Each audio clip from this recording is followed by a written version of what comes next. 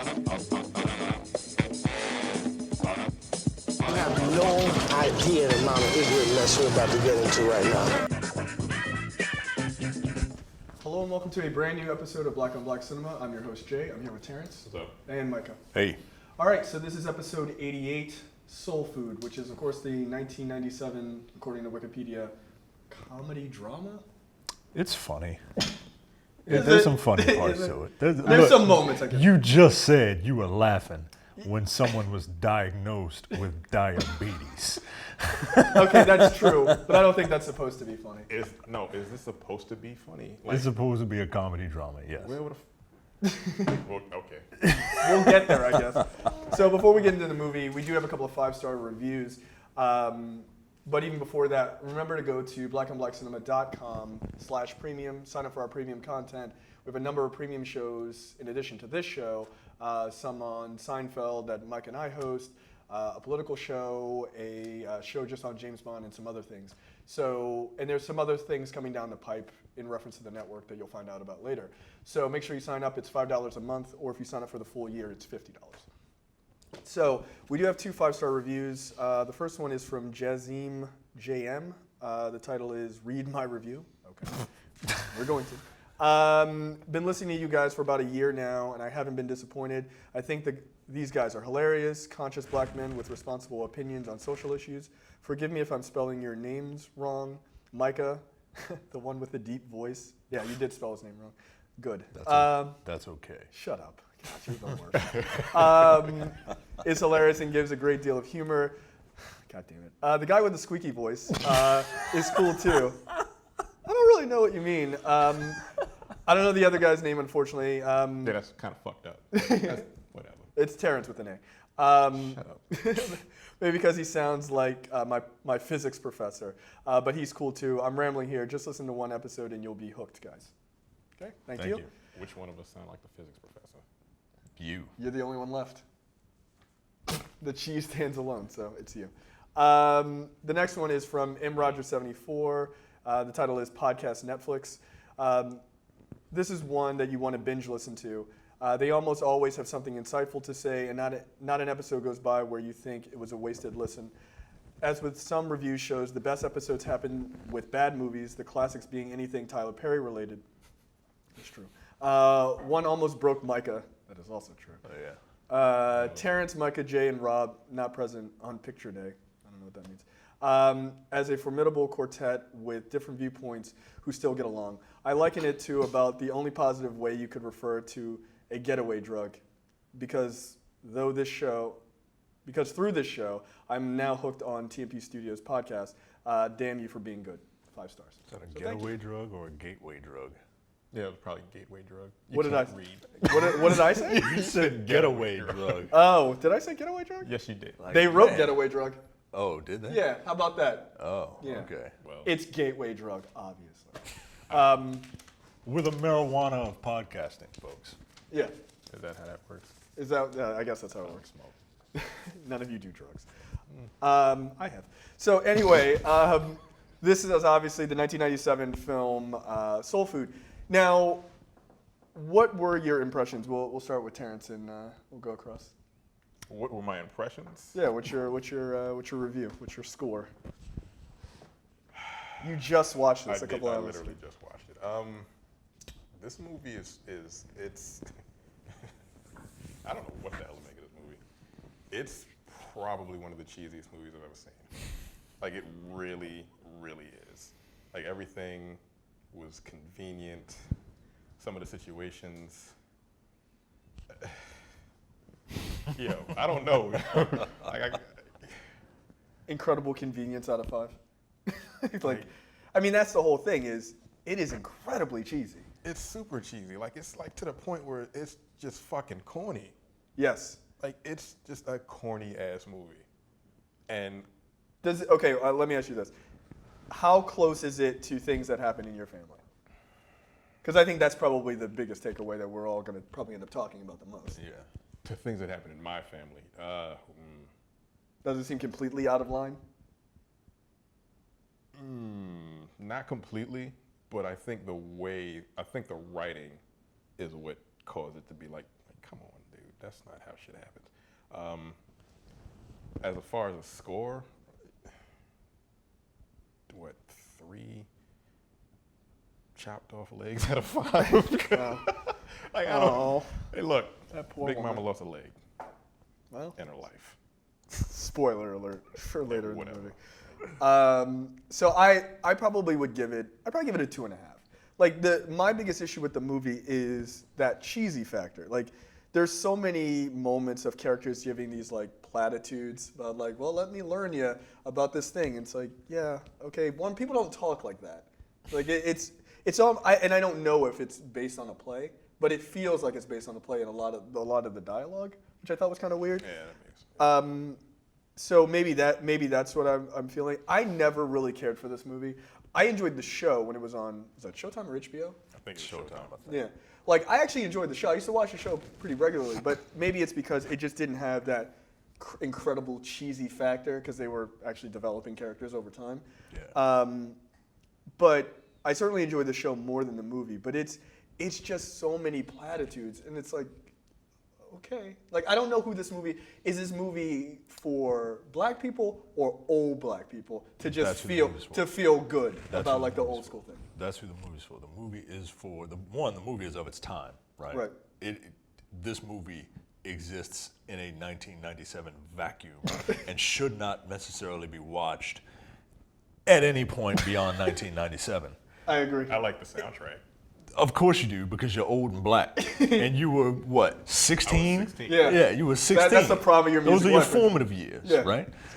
So this movie is, like you said, it's made for old black people. Yeah, I think so. Because the old black matriarch has the answers to everything, Yes.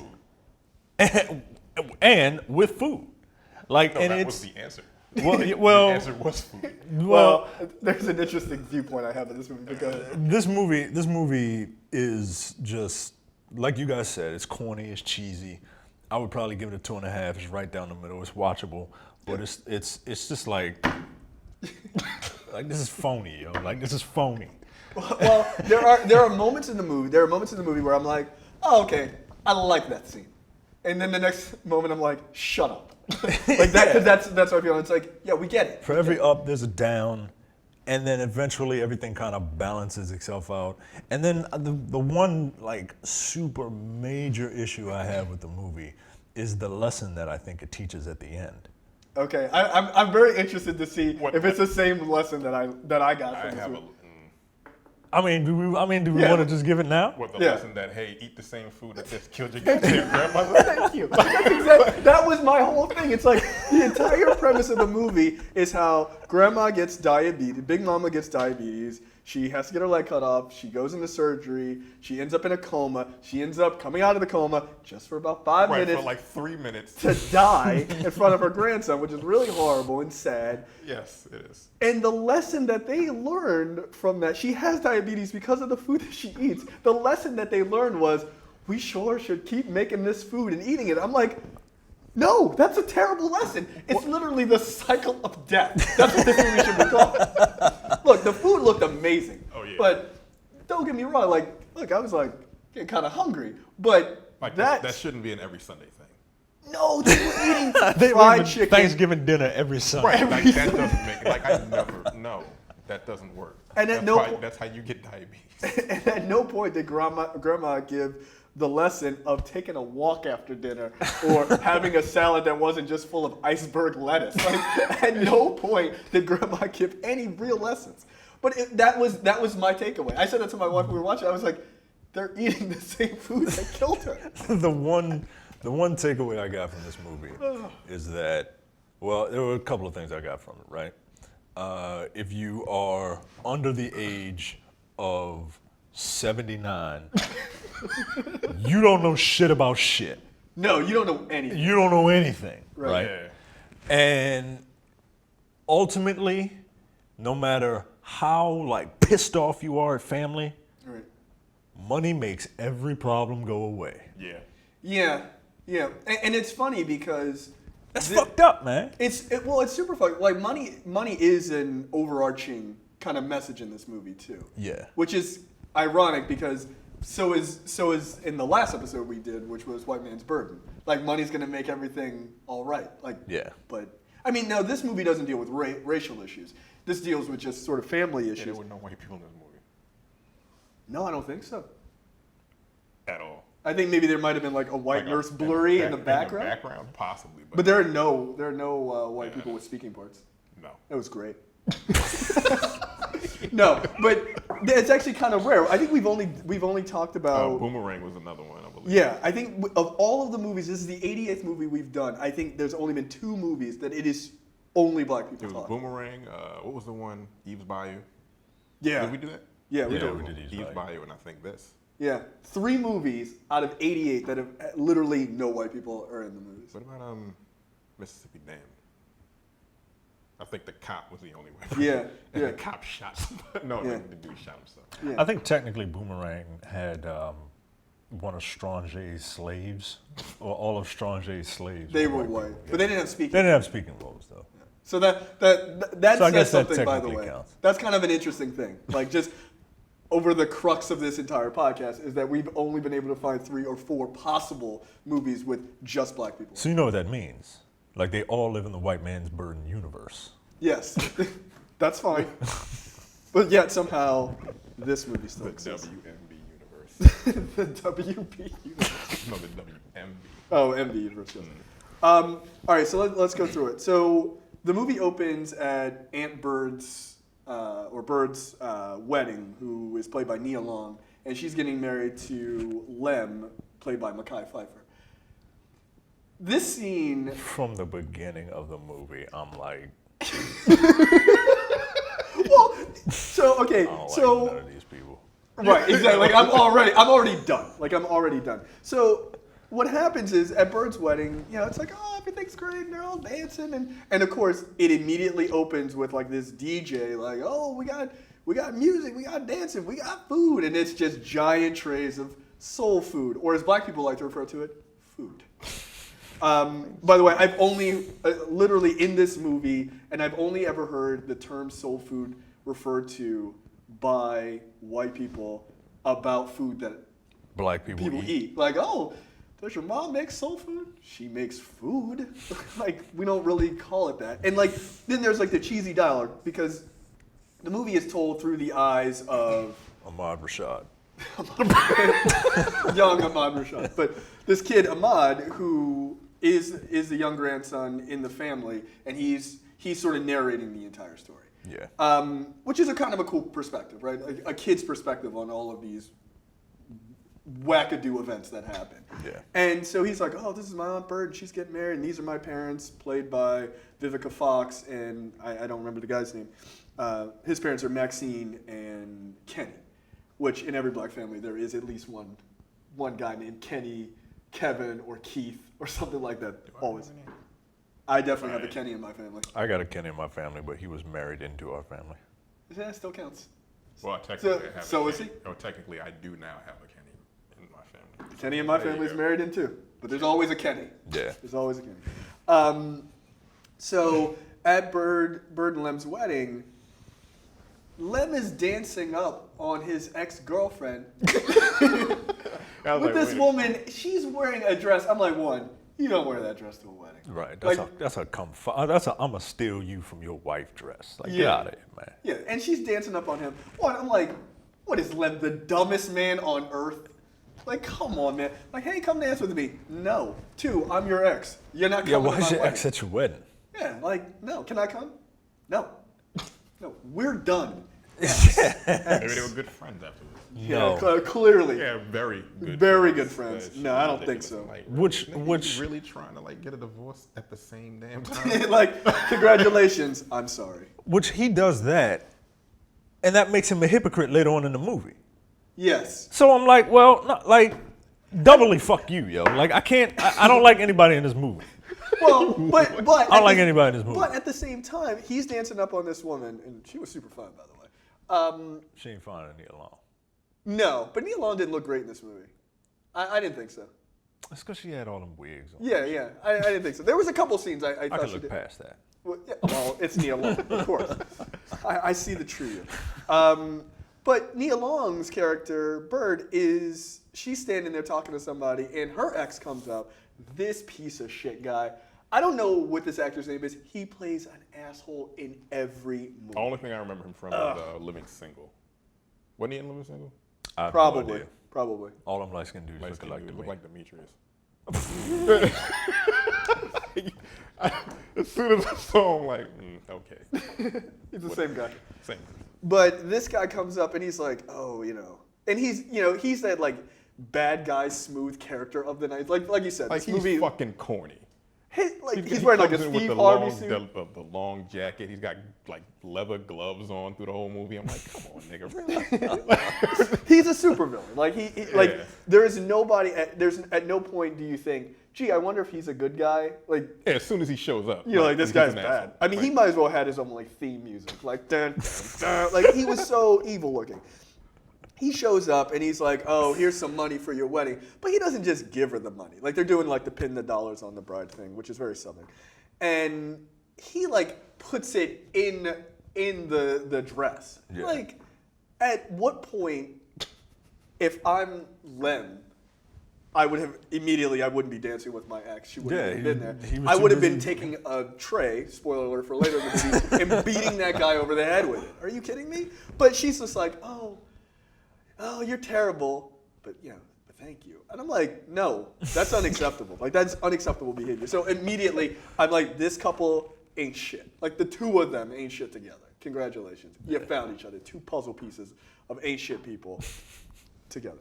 So they're together and so then Big Mama sees Lem grinding up on this woman. She's like, she goes and tells Ahmad or Ahmad, excuse me. She tells him to go get Bird, who now is in the bathroom. He's like, tell her to come out here and get her damn husband or whatever.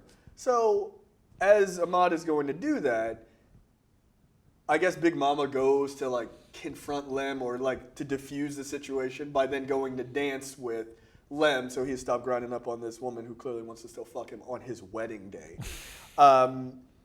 And so when Bird comes out, she sees, oh, Lem is dancing with Big Mama, so it's okay. Everything is it's all good now, even though she saw him grinding dancing up with his ex. Like she comes in pissed off in the bathroom, like who is this hoochie, whatever the fuck nonsense she said, hoochie coochie mama. I was like, don't say that. First of all, that's stupid. Well, not even in 97. No, you won't even allow it in 1997. No, not even 97. And she's pissed, and everything is good when she sees him dancing with Big Mama. Like, that's Big Mama. She said Big Mama saves the day again, which again I was kind of like, all right. I'm like, kind of done with you, Big Mama. I'm already it's 5 done. minutes into the movie. Yeah, I'm already done with Big This Mama. is already stupid. And so then we cut to the crux of the story, which is that the family kind of comes together because of Sunday dinner, which, as we said before, is literally Thanksgiving. Like they had whole deep fried catfish, turkeys, macaroni and cheese, greens. They had like some sort of egg pie, which that sounds Southern as shit. I never even heard of that. Right. I was like, what the fuck is that? I should have looked it up, but I mean, it was so much food. 3 in the morning. So. It was ridiculous, but it was literally Thanksgiving dinner. And keep in mind, this is a 40-year tradition. Gee, I wonder why Big Mama has diabetes. Yeah, no shit. She's dying. You're killing her. No, So she's killing herself because she's the one cooking. yeah, well, that's true. I mean, it is what it is, Big Mama. I mean, that's how, like, what are you about your older family members? Like, that's how they throw down, right? Like, that's how they... Not every Sunday. right. That's the thing. Like, That's my grandmother used to Thanksgiving. cook all the time, but not that much food every fucking Sunday. No. That's for Thanksgiving and other And like Christmas. occasionally. Like, hey, you want to get the family together? Not every goddamn Sunday. Hey, like Grandma, I cannot eat like that. Like, Right. is Grandma bulking? Is she gonna do a cut at any point? Like, You could have hit the gym. like, are you gonna do anything? Can y'all family members cook? Yes. Yeah. Yeah. So it depends on my mother's side of the family can cook. My father's side of the family, not so much. I remember going over to one of my aunt's houses, and I was really young. And I came in, and I smelled something. I asked my mother, because I was a kid, right? I was like, Ma, it's stink down here. And it was chitlins. That was the first time I ever smelled chitlins. Oh, and chitlins was also on the list of foods that they had literally every Sunday. Nah. I was like, Yeah, you can't cook chitlin. You can't. Yeah, eat chitlin. and then I got some cousins that can't cook greens. Like, how can you not cook greens? Like, put 'em in a greens, crock pot. like their greens literally tasted like what I assume like sweat socks taste like. Like they had a musty smell to them. What greens did they cook? It was a long time ago, and I've never gone back. They don't even like my ass, and I don't like them right back. Nasty ass green. I fuck up greens, man. like my thing is, my grandmother, she doesn't cook so much anymore. She's in her 80s, but my mom can cook. But like back in the day, like my grandmother, you'd put on a pot of greens at like 10 in the morning. Yeah, like 10 in the morning, and then you'd eat at 8. So Right. all the nutritional value has been just boiled out of them. Fuck nutrition. She's delicious. Right, exactly. What are you talking about? And that's fine, not every Sunday. Sometimes you should, maybe blanch the greens, maybe cook them just a little bit, get the nutritional value. So we have that clip of sort of Ahmad giving the rundown of what Sunday dinner is like and what it means to the family. That sure was a good sermon today, I tell you. Part of the reason we were such a tight family is because we always had Sunday dinners at Big Mama's. They were a tradition that started down in Mississippi when the old folks got together after church to talk smack and chow down on some good old soul food. And Big Mama kept the tradition going when she and Granddaddy moved to Chicago. Holidays, of course, were bigger. More folks, more eats, more souls, more soul food. People would be rolling in from all over, like Uncle Remus, who was always hitting folks up for $2 because he was always broke. Before Granddaddy died, he used to own a barbershop, corner store, and a laundromat. Not bad for a black man in those days. Because of that, rumor has it Mama Joe's got a big stash of loot in the way somewhere. But Mama says that's nothing but a myth. We used to always have eating contests, which the Reverend would always win. Then he split after he busted slops with my mom and Unnies. I can still see my dad now, looking like he wanted to break Reverend Williams' neck. Last but not least, there's Big Mama's brother, old Uncle Pete, who ain't left his room in something like 10 years now. So that clip, okay, a couple of things. We haven't talked about so there's 3 couples that are prominent in the movie. So we have Bird and Lem, who just got married. We've got Maxine and Kenny, who are Ahmad's parents. Right. And then you have Teri and Miles, who are played by Vanessa Williams. And oddly enough, Michael Beach, who doesn't beat up somebody in this movie. Which I was... He doesn't beat somebody up, but he beats it up. He does. I was very proud of Michael Beach. But so they are, Teri and Miles sort of represent the rich, affluent couple in the family. They're both lawyers. Yeah, high-priced lawyers. One thing I learned in this movie, or one thing I realized or was reinforced for me in this movie, is Vanessa Williams is an incredibly good-looking person. Like, she just is. And she's surrounded by other good-looking people, but like she is just such a standout. But I hate her character so goddamn much in this movie, it's not funny. I want to push her down a flight of stairs. I got a family member like that. Really? Not that extreme, but like The aunt who thinks she's better than everybody. kind of. Yeah, I got a couple family members like that, but like the one who couldn't get like relationships to happen because they're focused on work and Yeah, that's common. they have a certain type of personality. You know what I mean? Yeah. Like I see where some of these stereotypes fall into play, which is why I'm not giving this movie like One, sir. right, because These people like that do exist. exist. Yeah. Oh, yeah. I mean, there are family members that I have that fall somewhere between 2 characters.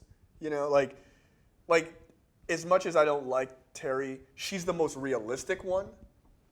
At least she's like, no, that doesn't make sense. This makes sense. And you're like, well, it kind of does. She's kind of right.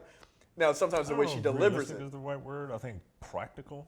Yeah, I mean, the other ones are like, just make some black-eyed peas and it'll be all right. I'm like, no, your grandmother's dying. Vivica Fox is like, look, Vanessa, you just pay for everything, and then we'll pay you back eventually. Like, Teri's like, no.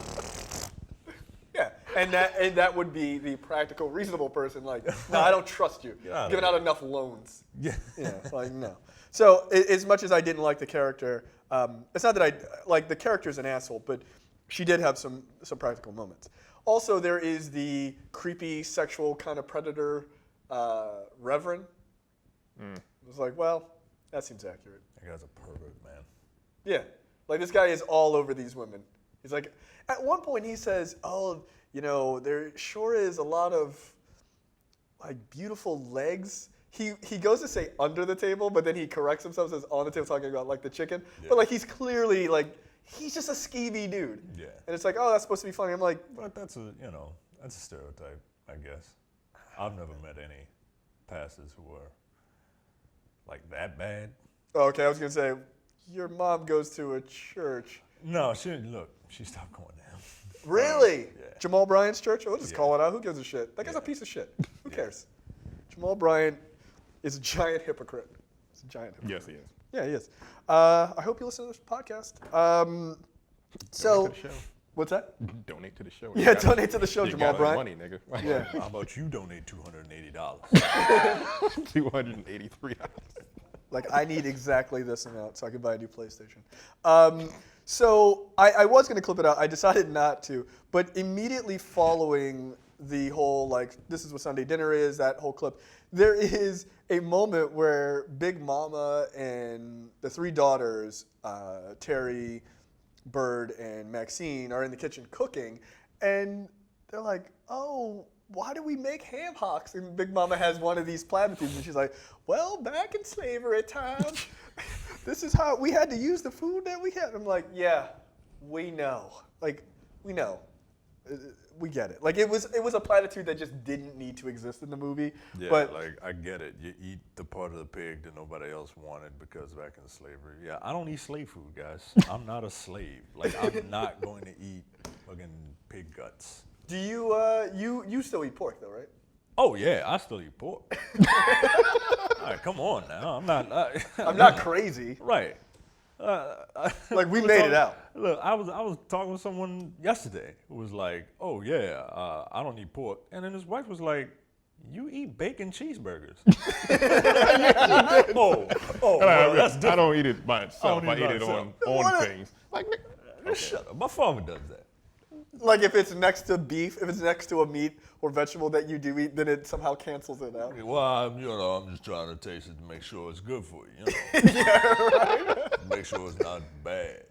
And then, I don't even know. I don't think I would even know what bad bacon tastes like. I don't think I would. Like, my brain would just be like, bacon. Yeah, right. It worked. It's fine to me. Yeah, I always think that's kind of funny. Black people who don't eat pork. I mean, that are not Muslim. I'm like, they're like, well, pigs are a filthy animal. I'm like, yeah, I also saw Malcolm X. Calm down. But it's like, chickens are disgusting. Ain't no black people turning down chicken. Yeah, just clean it.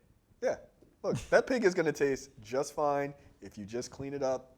Yeah, I've never understood it either. Like, I don't eat swine. Doesn't touch these lips. I'm like, I don't.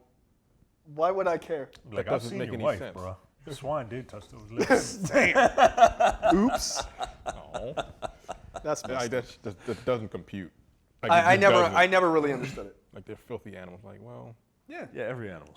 Have you seen how they slaughter cows? Yeah, cows are monsters, dude. They're dumb, big dumb animals that they put in cages and they don't move, and then they kill them, and then you make burgers out of them.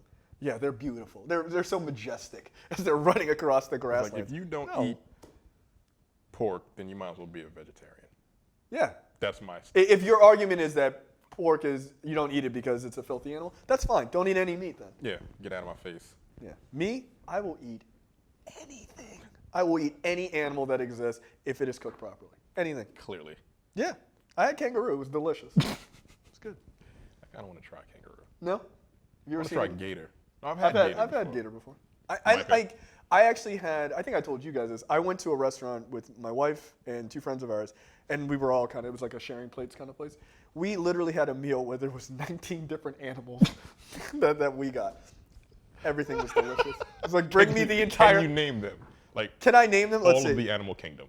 It was kind of like that. It was like chicken, gator, kangaroo, shrimp, some different type of fish that I hadn't had before. I mean, rabbit. I mean, it was a ton of things. Like, it was crazy, like mussels and like, it was a bunch of things. But you know what? I was like, bring me the animal kingdom. Like, they should have called that meal the animal kingdom because it was everything. Micah, won't you eat? You don't eat. What You what eat animal? chicken and like beef. That's it. I mean, you know, you gotta introduce me to something. You know what I mean? If it's got ice cream near it, he'll eat it. Yeah, like if you put it's like a dog pill. Like you sneak something into a bowl of ice cream, like I'll eat it. No, I would try it, like you said. Would you eat like kangaroo or rabbit? Have you had rabbit before? I've never had rabbit. I've had rabbit. I've had squirrel. I haven't had squirrel. I've had duck. I mean, I'd like duck. Squirrel legitimately tastes like chicken. I believe It does. I mean, doesn't everything kind of taste like chicken? According to the Matrix, that's why, there's a reason for that. The robots make everything taste like chicken, so it's more palatable for us. Oh. That's according to I them. must have missed that part in the movie. Yeah. Whatever. That's what they said. Whatever one that was. Okay. So yeah, tangent, food. There you go. So back to this cheesy ass movie. So Big Mama, while she's giving her soliloquy on ham hocks, she runs her arm over the stove and burns it, and she doesn't notice. And Ahmad's like, "Big Mama, you're burning your arm." She's like, "Oh shit, sorry." And she says, and this is I burst out laughing because this is absolutely true. I know you caught this. This is absolutely true for Southern black folks. She's like, "Oh, I burned my arm. Get some butter." Yeah. And I was like, that's, and of course the kids who are, living in the 21st century are like, "Get some ice, you psycho." And so they help her out and they wrap her arm up or whatever. But my dad, I remember I burnt my hand as a kid. He's like, "Get some butter." And I'm like, this isn't helping. Yeah, because butter has salt in it. Like, hello, I know it's like an old Southern thing, but it's like, oh, butter will help with a burn. No, it won't. That will make it worse. It tastes good. Yeah, you're just like, it burns. It's kind of good. You get a piece of toast or something. So then it cuts to the hospital where you find out, of course, Big Mama has diabetes. And I guess there's issues with blood flow to your extremities, which is why you have to get them cut off. So she has poor blood flow to her arm, why she didn't feel her burning herself, right? And so, they're like, "Oh, have you been taking your insulin?" And she's like, "No, I don't need insulin. I just need like a good catfish or like some other insane Southern remedy of like eating fatty foods somehow will help you." No, what does she say? "Oh, all I need is like something in turpentine." I'm like, turpentine? Don't do that. Don't put butter on burns, and don't use turpentine to cure diabetes. Like these are things that don't make sense. But again, old Southern old wives' tale. So they so after she goes to the hospital and they're like, "Grandma, you need to get your life together, otherwise we're gonna have to take this leg." She's like, "You ain't taking my leg." I'm like, "Yeah, they are. A choice in the matter. Yeah, they fucking are." Okay, and it's funny because I used to work with a guy who had diabetes, and I was talking to him once. He's like, "I don't take insulin. I don't worry about all that stuff." And I'm like, they're gonna like start cutting shit off, right? He's like, "I ain't worried about it." Yeah, like a month later, he had to quit the job because he had to get his foot cut off. I was like, yeah, like it's not a game, dude. Like Was he black or white? He was black. Damn it. Stereotype, man. I mean, I'm telling you, when they said that Big Mama was diagnosed with diabetes, I just burst out laughing. I was like, of course. Like they couldn't even say sickle cell anemia, which is also our thing. Yeah, I still don't even know what the hell that is.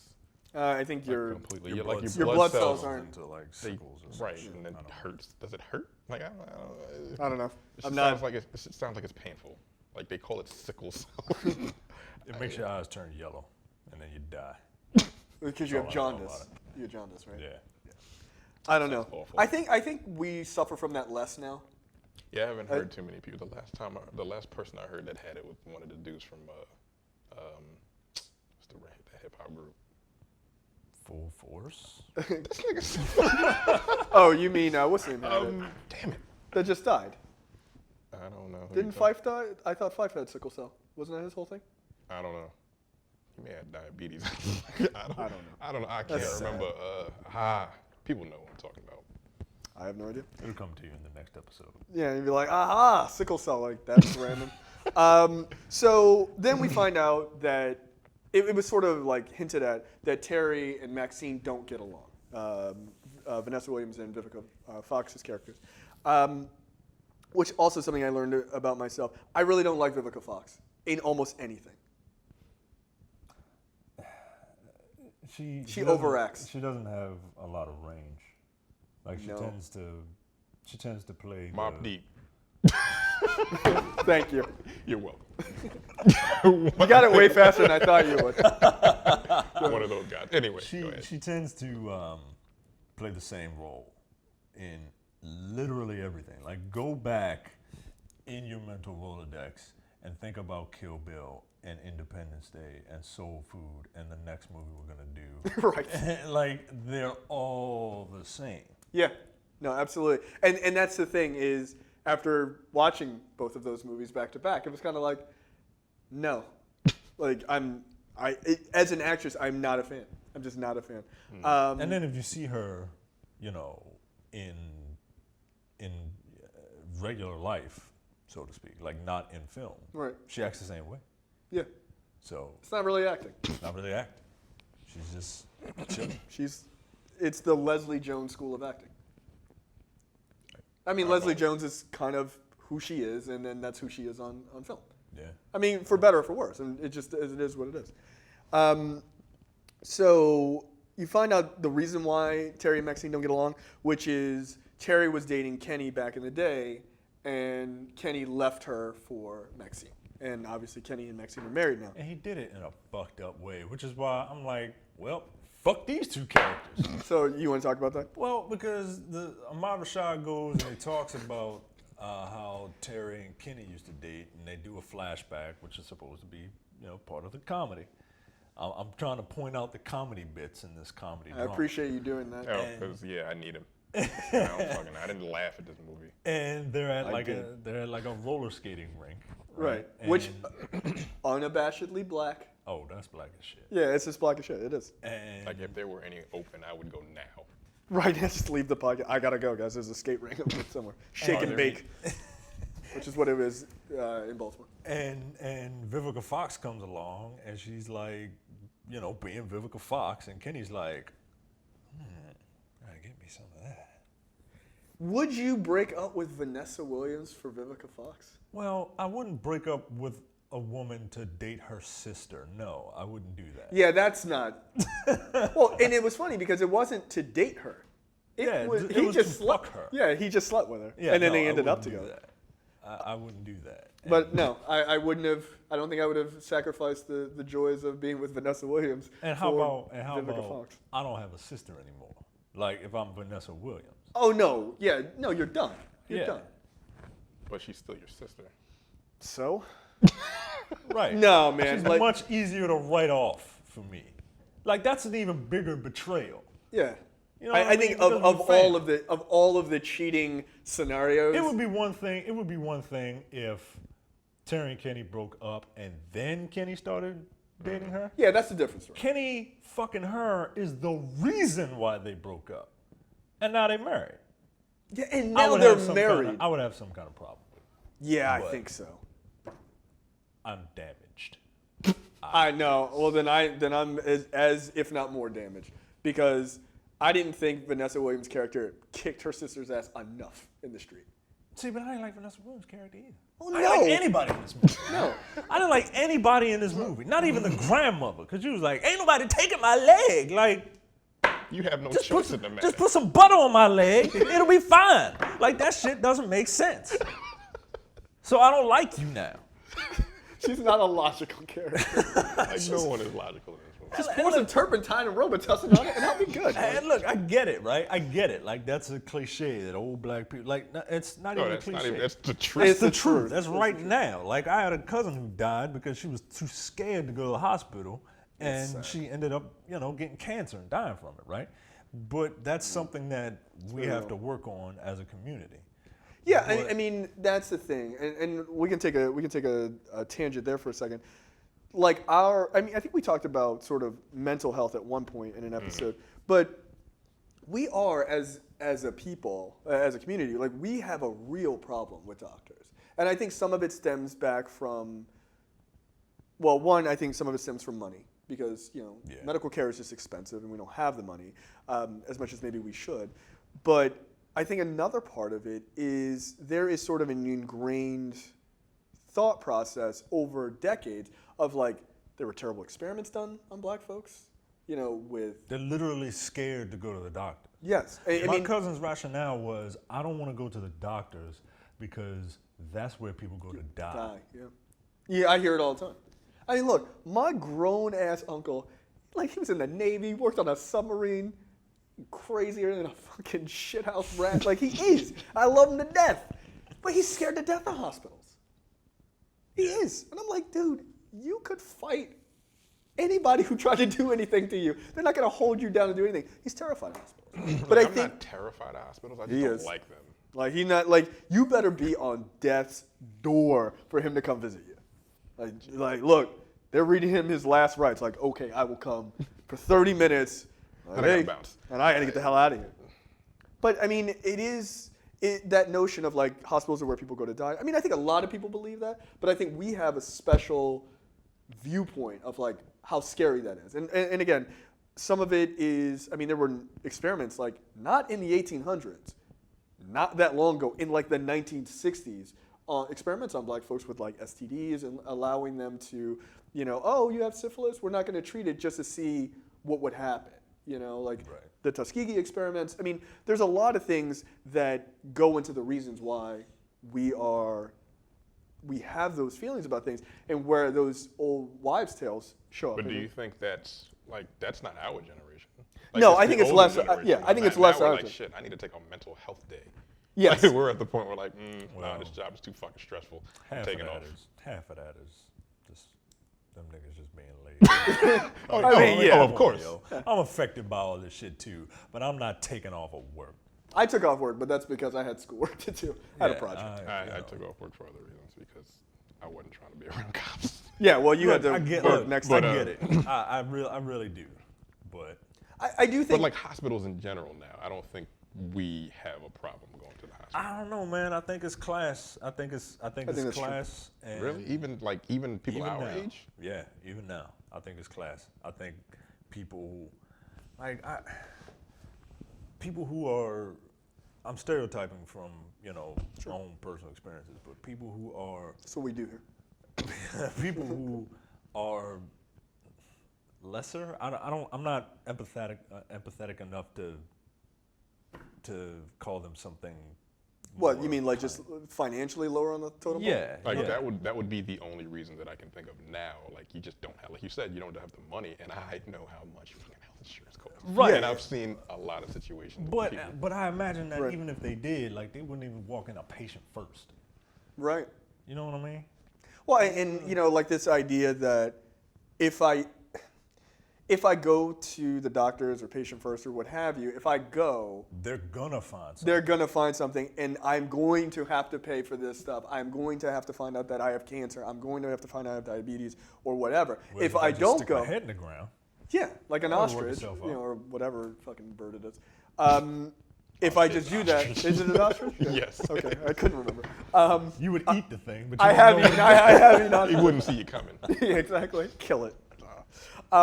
But if I keep my head, buried in the sand, then I don't have to deal with those issues. And I think that is part of it. And it's really sad because, with, not to get too political, but with the introduction with Obamacare and everything else, or the Affordable Care Act, now our generation, if you can afford it, you can do preventative health. Preventative health is free. Yeah. So it's always free. Right. So if you do those things through the time that from the time you're a child up until you're an adult, you lessen the chance, unless you're fucking having Thanksgiving dinner every Sunday, you lessen the chance of you having these major, maladies. Do you think that's changing as well? Yeah. Like the whole Thanksgiving dinner, because like a lot of people just don't even really cook like that anymore. No, I don't think a lot of people cook like that, but I also think that, like our generation, I think we're much more health conscious. I know I certainly am. Yeah, I think that's largely true. I mean, look, I have plenty of people, friends and family members who are my age who don't necessarily eat very well, but I think that there are people who are like, yeah, maybe I shouldn't like have all of this every time. So we're getting better. Look, I mean, black folks' relationship with food, and that's, I guess, the sort of larger premise of this movie, our relationship with food is that was a way to take care of each other, right? Like, we didn't, obviously we relate a lot of things back to slavery times because it hasn't been that long ago. Like, when you talk about, starvation and, we see it as far as like on television in Africa and stuff like that, we double down on that and go, well, we have plenty of food, so let's, look, they don't have anything, you take 2 helpings of macaroni and cheese. Like, okay, like, Right. They still don't have anything by me eating double the amount of food. So, like, we have that. We also have slavery where food was such a big part of the division, like one of the many divisions between the races, right? Like, oh, I'm having cornbread and you guys are eating intestines. It's like, so we have a weird relationship with food, and I think because of that, that manifests itself in 2016 in a very different way. So I think we're at the top of the bell curve where we're going to start to maybe as a community kind of figure out like, okay, we can start to move a little past these things. But I think we're still at the top, and it's hard to get over that hump, I think. So then we get another character introduction, which is the character of Cousin Faith. She is Big Mama's sister's daughter, and she ain't shit either. She's not. Like, this entire family is full of ain't shit people, and it's really great. The last thing they knew about Faith was that she was a stripper, and she's basically generally bad news. They're like, what is she gonna come and fuck up now? Well, apparently somebody's marriage, which I saw coming. I couldn't remember anything about that character. I was like, oh, she's gonna fuck somebody in this family, and it's going to be bad. And she does. So, Did she? I mean, she did. She did have sex with someone in the Oh, she family. did, but whose fault was that? We'll get there. I wasn't that mad at her. I really wasn't. So Maxine, who was pregnant, she starts going into labor at the table when Faith shows up. I guess it was one of those traumatic moments where it causes a level of stress. And she was just like, I'm having this baby right now. So she starts to go into contractions, and then they rush off to the hospital. Everyone rushes off. Like, at this point, the movie is all, it's just like, it's all good. Everything is working out great. It's like, yeah, Big Mama had her little issue with the butter and turpentine thing. But for the most part, it's all positive. It's like, oh, Cousin Faith's back. I don't know about her. Oh, she's having a baby. Like, for every like little dip, there's a huge high, right? All to build you to the inevitable slide down the mountain that is their lives for the second half of the movie. So Maxine has the baby, and everybody is really happy about it. Cut to immediately the next scene, Big Mama's got to lose her leg, which I was like, it's an interesting juxtaposition. It's like, oh, one addition, Like, one subtraction. hey, we got a baby. You got to lose your leg. Like, oh man. But Maybe use time. that baby as a fucking crutch? peg leg. To hold you up. Strong baby. So she goes in the hospital to get her leg taken off. And so she's really upset about it, obviously, and the whole family is really upset, and the whole family is there, which sort of reminded me of my family. Like, as much as, like, my family has some conflicts like every other family does, personalities. But if somebody is sick or, like, there's something going on, like, none of that shit matters. Like, immediately everybody is, like, all hands on deck kind of thing. Do you guys have that in your family? Absolutely. Oh Yeah. yeah, I mean we're human beings. Well, no, but there's Yeah, some families families, don't give a fuck. they're like, oh, grandma's getting her leg cut off? Text, hope you're going to be all right. Hashtag the sugar's got you, like whatever. Like some people don't give a shit, dude.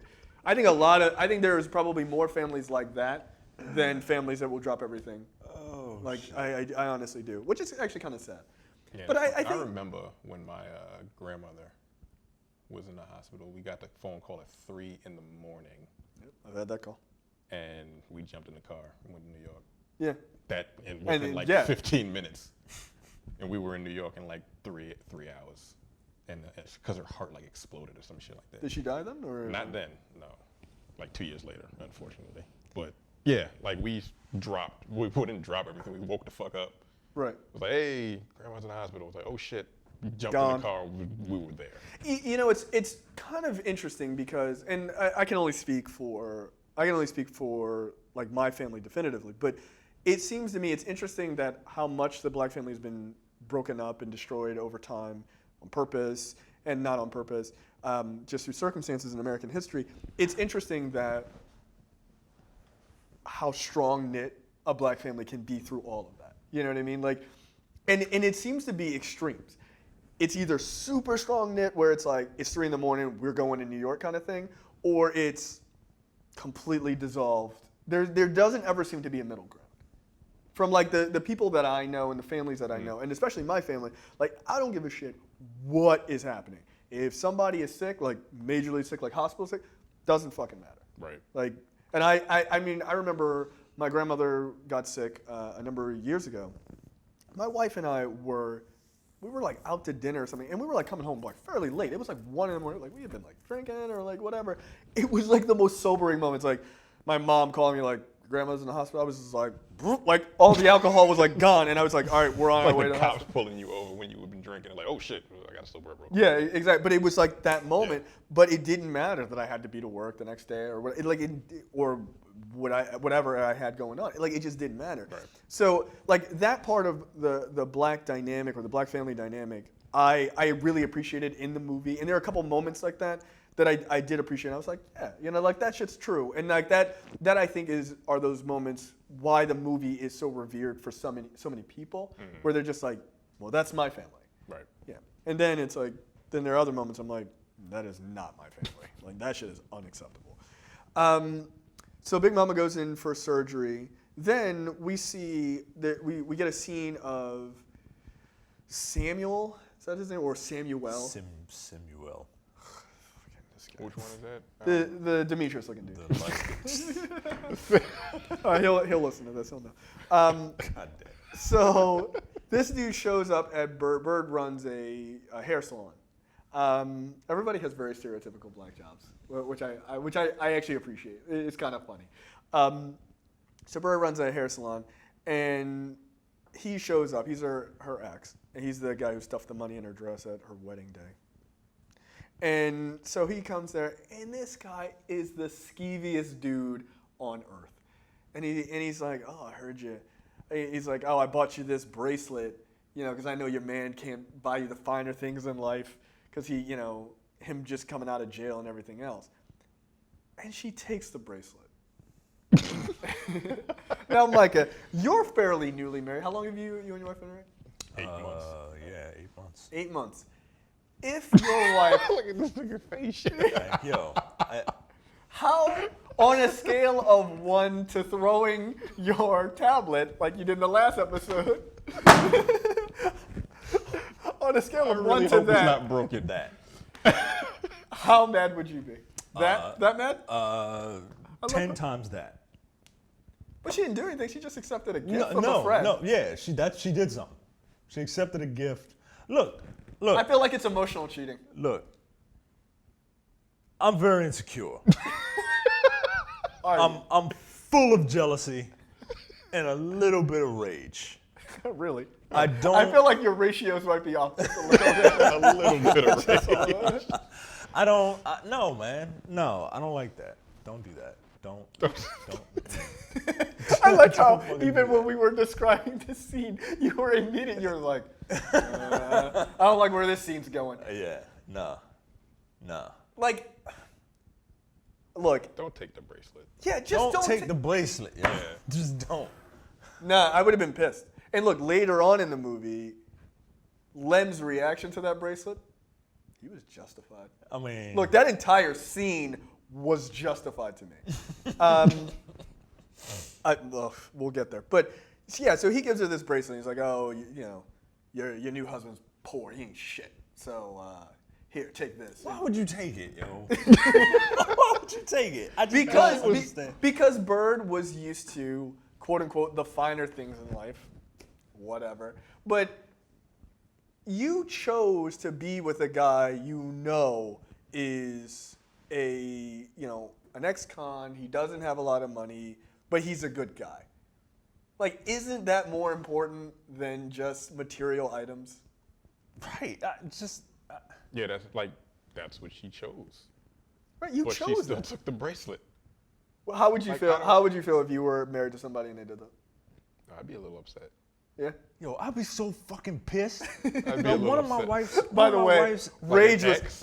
a little bit of rage. Go ahead. One of my wife's exes was a doctor. Right. So You ain't no doctor. I ain't no fucking doctor. I just got a job this year. Yeah, you're a YouTube star. I That's the closest you can. so Donate to the show, everybody. if he were to come back into her life, and she would just hang out, like no. I Would you allow him to be invited to the wedding? No. No. No. No. What the fuck do you want to be there for? No. The fuck out of here. No. Congratulate you. No. The nuptials. No. No. You want to congratulate me? You write me a check that says congratulations on it in the memo. And you better put a bunch of money on that check just so I can spit on that shit and throw it back in your face. I don't need your fucking money. You wouldn't cash that check? No, I wouldn't. It's $10,000. No. What if it paid for all of your wedding? No. You can't. I had to think about it. You would. No, I wouldn't. That Yeah, was so because funny. You're like, no. 10 grand? Yeah, because because at that point you would owe him. Right. Now, you know what? I You're ain't right, owing nobody. You're right. Fuck that.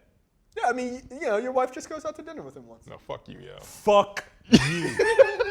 That's what happened in the movie. No. I'm just I saying. thought you tried to justify that shit too, man. It was only just to go out to dinner, that's all. Nothing was gonna happen. No, fuck you.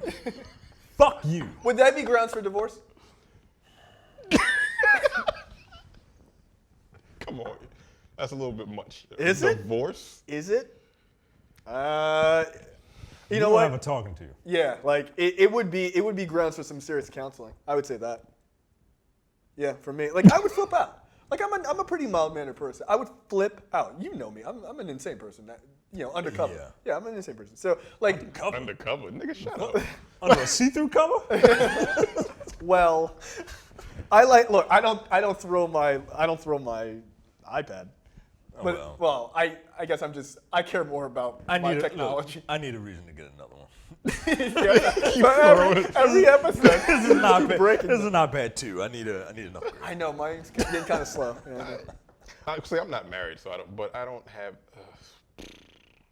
I keep shit bottled up until it explodes. Yeah, that That's ain't not a healthy good thing. either. That's not healthy at all.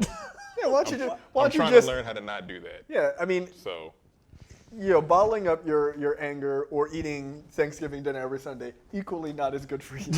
But I've learned how to kind of express it. Like I don't get as angry as I used to.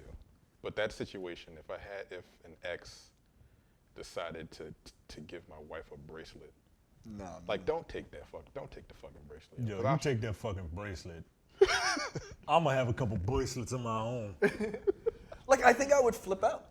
I don't know. Would if you- I don't Oh, know if I'd flip out. I'd I probably would. throw it in the garbage. I would flip out, and then I would take it. and I'd be like, "Give me that goddamn bracelet," and I would go pawn it.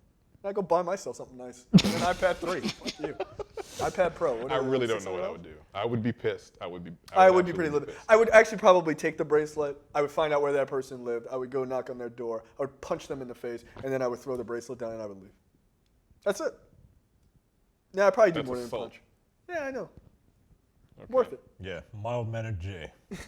No, because at that point I would like my brain would have shut off. Like it would have shut off. You Like, knock on his door and he's like a 6'7", 350 No, pound look, linebacker. I'm not You'd be saying I like, wouldn't get my ass oh, whipped. well, Look, my wife's you ex. gave my wife this bracelet. I I think you dropped. I think you left it at my house. If you could just take please, that back? if you don't mind. I mean, my wife's ex before me played college football. He's a lot bigger than me. I think he was 60 pounds heavier than I am. So what? Guess what? Taking a baseball bat with me. Guess what? You'll never play football again. No, I flip out, dude. Like, and again, very mild-mannered. I've done that, unfortunately. See? Again. But that was like 15, 20 years. No, that was 20 years. I was like, no, let's not tell that lie. It was 20 years ago. Was it? It was in high school. 17 years ago. Yeah, that number's dwindling down. Right. High What year is it? You did that shit at 14? 1998. A year after this movie. How convenient. Yeah, see? he deserved it. He was a bitch. Well, sometimes you gotta beat a guy up with a bat. No, It it is wasn't what a it bat. is. It was a kick to the leg. Oh, did you break his leg though? I did. Sorry, Sorry, not sorry. I forgot your name. Yeah, who cares? But he doesn't play football anymore. Oops. Don't give any of our wives or significant others bracelets. Don't ever. Just Don't be nice to my wife, nigga. Like, yeah. When you see my wife, you say hello and you keep walking. Right. That's it. Fuck out of here. No, I was really bothered by him. Well, I was bothered by him giving the bracelet because he was such a piece of shit. But I was really bothered by her taking it, yeah. Yeah, that I what- think is more. That's what annoyed me more. Yeah. It's her It's like, taking. yeah, I get it. Like, my wife is attractive, so you're still trying to hook up with her. I get that. But you're not supposed to facilitate that. You're supposed to fucking, No, stop I'm married. What was Thanks her, anyway. What was her line to him? Like, my husband's name is written all over my kitty cat. I was like, one, who wrote that line? Like, come on. Hey, all right. Like, that's just I like how they can't say pussy, but like right. people are calling each other motherfuckers and niggas and bitches and all that shit in the movie. They're like, ooh, can't say. Can't say pussy. It's a little too much, guys. That would be Cheesy. that would be crass. Be a little too crass. So, You seem angry. I don't like anybody in this movie. Man. I oh don't no, like they're all anybody in terrible this movie. people. Yeah, I They're don't all like terrible. anybody in this movie. I was gonna say the kid is Michael good. Beach terrible? I mean, he's a cheater. He knew what he was doing. And look, he was unhappy, but guess what? Like, talk to your wife. Yeah, just get a divorce. Don't cheat on your. And just get on your, yeah. Didn't you try to talk to her? Nah, we'll get there. I Though. don't think he tried. I think he tried to keep it going, but I don't think he said, "Hey, I think we have problems." No, no, And absolutely. that's what you need to do. Yeah, absolutely. So then we cut to a scene of Kenny bringing home a computer. He says which is for the baby. It's an Apple computer. Dude, this computer had everything. A color monitor, internet. Whoa! That was so funny. Like, again, this movie is solidly in the This block of movie 1997. exists in its own time period. Yes. This is the soul food universe. Like, you can't get out of it. It's a fishbowl. So he buys the computer, he's like trying to upgrade and stuff like that, which was kind of cool. Now, this moment before Lem shows up was one of those moments that I actually really appreciated about the movie. It's a very subtle thing, and you will understand this more than I think you will, because you're married. Kenny he brings in the computer, and after he's like, it's got a color printer or like a color monitor and all this other stuff, he has a moment where he just looks at Maxine, and he says, and she's like, what? Like, the fuck are you staring at? And he has that moment of like, my life is pretty fucking good. And, and it's a moment that, not that if you're not married that you can't quite understand, but there is a moment when you're married that you have those moments. Like, I have those moments from time to time where you're just like, everything is like just going good. Like that, like I'll have that same kind of moment Kenny had. And he like goes on and like turns on some fucking slow jam or whatever. He starts like dancing or whatever, which I thought was kind of cute. Like it was a cute scene. And then Lem knocks on the door and he needs to talk to Kenny. So we have that scene, and I actually think this is actually a pretty funny scene. Like this is a legit funny This scene. was probably the only time that I actually laughed legitimately. Yeah. So in we the have entire goddamn 2-hour movie. So, Oh, right. well. So we have that scene. So we'll play that now. What's up, man?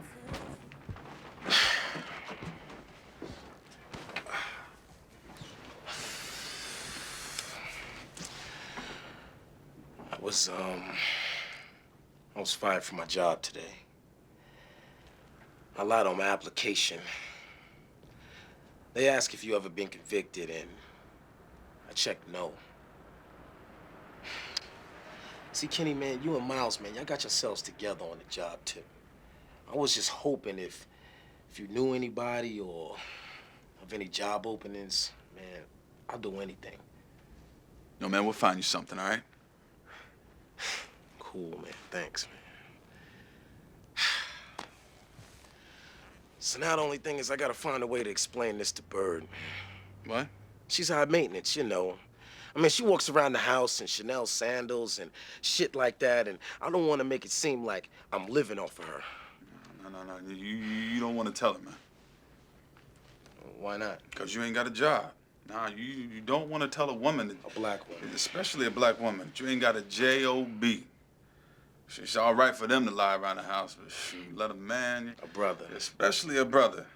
Shoot, you could be fixing the caps underneath the kitchen seats or watering the plants. Washing the dishes. Taking the garbage out. Yeah, man, let me give you something. Man. No matter what you do around the house, they still gonna consider you a trifling nigga. Mm-hmm. Don't tell her. Okay, so what did you guys think of that scene? True or not true? I told my wife when I lost my job. Right. Because, you know, look, I'm all about communication. Right. Like that's one of the reasons why people get in arguments and shit. And all these stupid ass romantic comedies and stuff like that we look at. Like it's all because somebody didn't talk to somebody else about something, right? Yes, always. But at the same time, I ain't living off no woman, yo. I'm not. Like I can't and I know multiple dudes yeah, of course. that have no problem letting their woman take care of them. Yeah, that's not me. I mean, look, I don't give a fuck if she makes more than me. Look, my wife makes leaps and bounds more money than I do, right? Yeah. But I am fucking contributing. I have to contribute. Right. I mean, that's my whole thing is I don't even know that it's, for me, it's living off of somebody, which I personally have a problem with that. It's just, I'm not built. I ain't built like that. I'm just not built to sit at home. Like, oh, what did you do? I played Xbox all day. What'd you do? I was working, motherfucker. What? Yeah, I'm in meetings. I'm scrubbing pots, doing something. Like, right. What are you doing at home all day? Right. I was unemployed for 3 months. That was miserable for you. That was the worst possible situation I could be in. Like, and you were newly married, too. I was newly married. Yeah. And I love. What a mistake she made. I love. She's still making it. Yeah. I love video games, right? Right. I couldn't look at my goddamn video games. I was in the house so much. Right. Like I couldn't. Yeah, because I remember the first couple of days you're like, oh, all right, I'll kind of zone out and, do something enjoyable. But then you were like, I gotta do something. I gotta get out of here. Like I started working at UPS. That's how desperate I was. Right. And UPS is one of the worst places to work. Fuck you, UPS. Like unless you're a driver, if you're not a driver, you're doing pretty well. If you're a driver, you're doing exceptionally well. But if you're not a driver, fuck you. Like robots are gonna take all your jobs anyway. So, but yeah, man, I don't know. I'm not built like that, man. I can't. Yeah, And I lose a little respect for dudes who.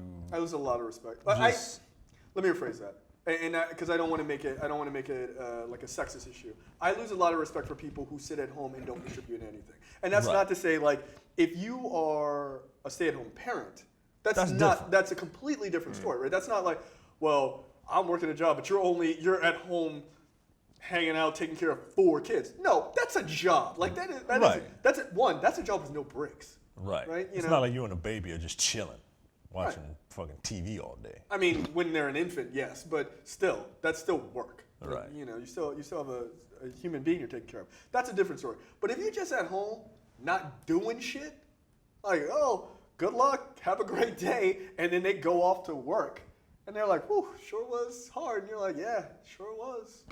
Sounds really tough. Like, I don't understand. I don't get it. I really don't get it. Also, if you're going to be at home, like I joke with my wife all the time. I said, look, if I'm ever at home and I just don't have a job, which that would never happen, but if I just didn't have a job, I was like, 1, the house would be That spotless. yep. The house would be spotless. 2, I'd be the world's greatest cook. 3, I'd be shredded. Okay, like you would come home and I'd be cooking dinner in an apron with no shirt on with a 6-pack because I have nothing else to do.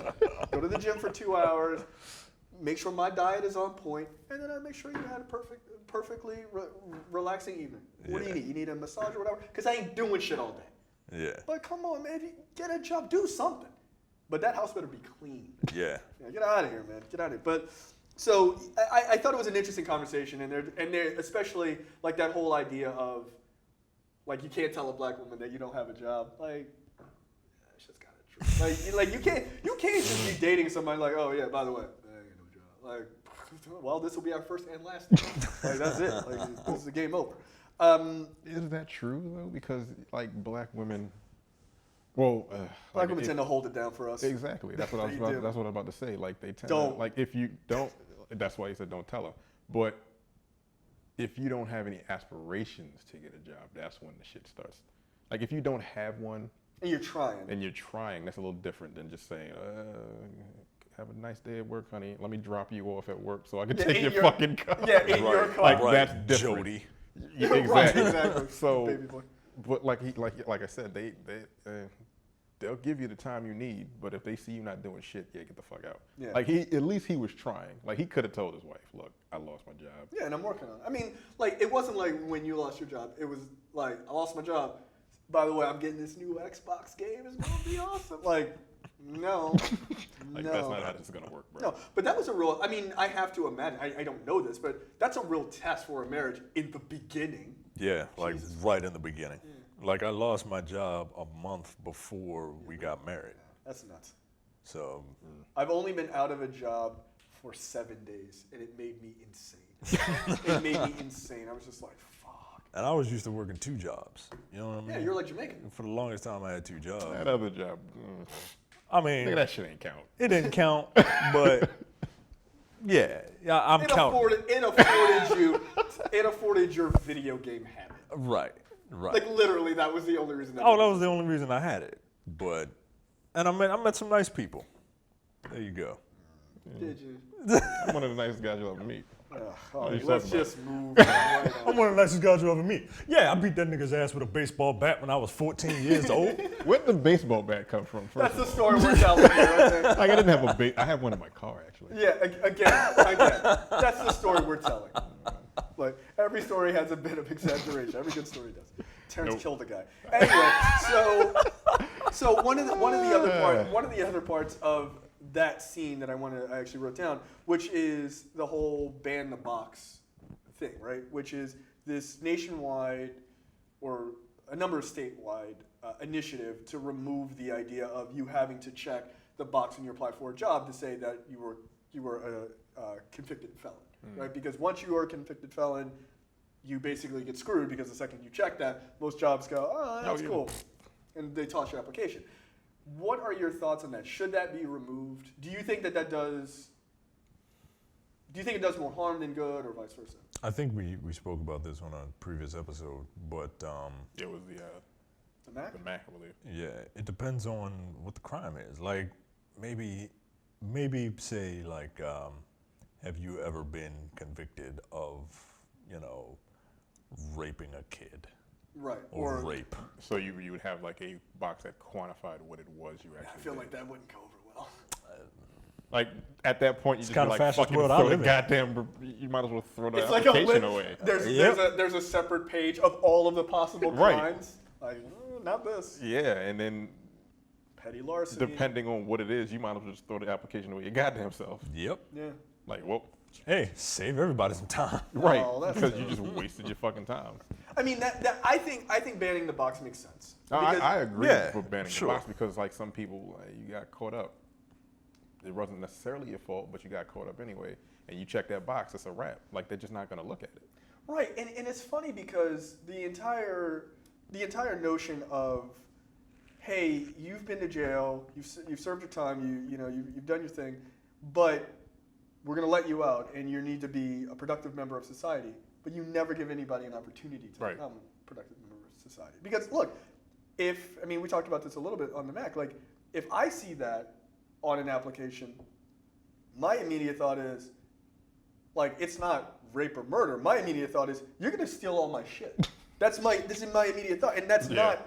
Is that fair? No, it's not fair. It could be. I mean, you could have been in jail, like, you know, it could be larceny, but it could also be like you punched a guy because they like pushed your girlfriend or tried to bring your wife a bracelet, right? Like you might have had an emotional reaction to something, and now for the rest. Your face. It really bothers you. It really does, man. It really does. If nothing else, ban the box before Micah can't get another. But, you know, for something like that, where it's just an emotional reaction to something that is not going to be common across your life, it does really do a disservice. And I think there's a lot of, you know, they talk about unemployment being at like 5%, I think, nationwide, but unemployment for us is like 16%. Right. But I think that, one, we are in jail percentage-wise higher than any other group. You know, with that, just, you know, logically, it would make sense that people who come out of that situation can't find a job, hence the percentage of unemployment is way higher. So if you're talking about, like, I get it, like, oh, well, yeah, they're criminals and you can't trust them. But if you're talking about we need to make sure that black people have jobs and become productive members of society, you have to give them a true opportunity to fix that. Right. I mean, you also need to fix the issue of, you know, over-policing and all this other stuff. But that aside, even if that was all even in fair, which we all know it's not, even if that was fair, you still have this broken system here that perpetuates. There's a lot of things on an application that automatically takes you out of the running. Like what? Like you have that box if you've been to jail. There's a experience. Yeah. Like they ask you, I guess it depends. Like if you're literally just starting out, it's like how much experience? You're like none, nigga. That's what I'm trying to get some, but you won't even give me the chance to get the experience. Right. How do you? Yeah. That's always like been there's so many things. I'm like, come on, man. Yeah. I mean, the thing is, with name. Yeah, your name. Yeah. If your name if you have is a black name. I mean, they've done experiments with, you know, black names on applications, the exact same application that's like Tyrone Bigham versus like, you know, Jonathan Smith. Exact same credentials. Exactly the same, and that person will get called in for an interview versus someone with a quote unquote black name. Yeah. So, you know, keep that in mind when you're naming your kid, you know, Shakima Jenkins. Like, I mean, look, I mean, should it be that way? No. Is it that way? Yeah. Yeah. It's fucked up. I mean, my name is not. Which one? Neither, actually. Neither one is going to be a problem on an right, application. Exactly. You're actually, good, the original the other one might help you out. The other one, I could have been a vice probably president be of a a fucking major CEO right yeah. now. Like, oh, like you don't look like I thought you would. Get out of clothing line named after you. Go fuck. Don't do that. Don't do that. And then, like, if you do a phone Don't interview, do that. What, Johnston? What? What's the matter, Johnston? Our camera guys are looking at you like we're fucking crazy, but they don't know. It's. We'll tell you guys afterwards. But Yeah, You didn't know that like Jay's name was Men's Warehouse? I guarantee it. Like, and then a phone interview for you. Like, they still couldn't tell the difference. No, they couldn't. Like, you'd be like, oh. Like, people get on the phone with me, they instantly know I'm black. They look at the name and they don't know. But then as soon as they call me or I get called, I call them. Like, oh, this is a black guy. Ball that application up. Very black. Let's call this other. It depends on who picks up the phone. Now let's call this other clothing line guy.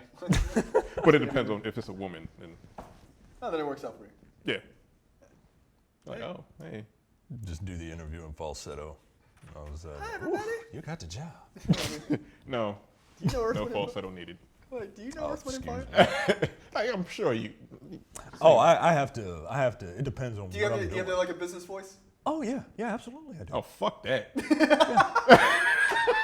Well, because I'm in sales now, so I have Oh to. God, is that your sales? Oh, voice? come on, yo. Yeah, Oh, that's the worst. That's fucking terrible. I have to lighten it up a bit. And, oh hey, how you doing, sir? How you doing? Yeah, absolutely. Yeah. You're the worst. You're selling out your people. Good Lord. I ain't selling out my people. I'm helping out my business.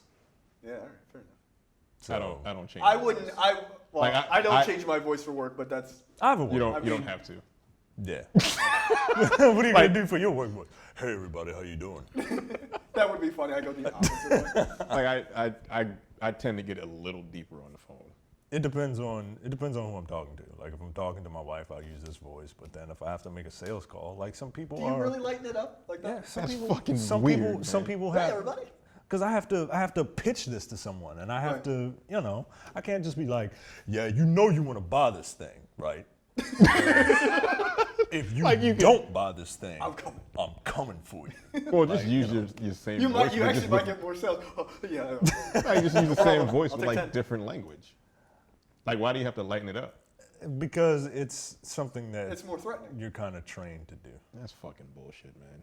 Look, Yeah, I mean, I'm not saying Maybe I that's like not. it. That, maybe that's why I'm not a salesman because my fucking changed my goddamn I voice. remember when you were doing sales, and I was like, Terrence is doing Yeah. sales? Yeah. Why? I mean, it worked for a little bit. So they started noticing.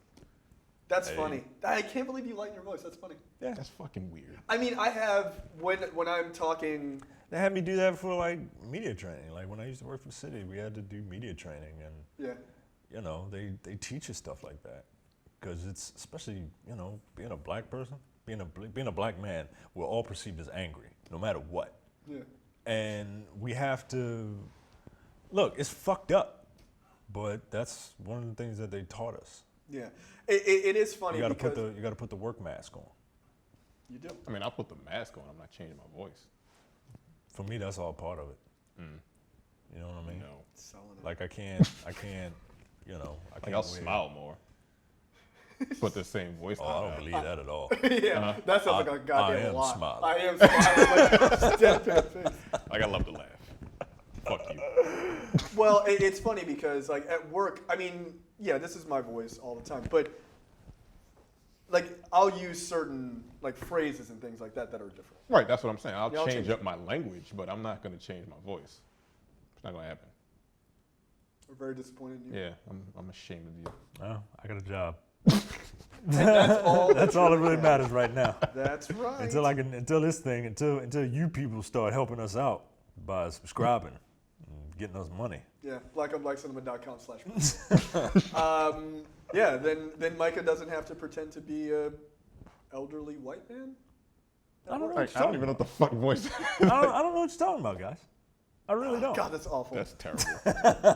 It's like a bad impression. It's like a your bad fucking impression of me. Seinfeld. It's like a Seinfeld/Jay impression. Like, what the fuck is going on? I don't like that at all. It's like, Micah, who's your inspiration? Well, one of my friends with a squeaky voice, apparently.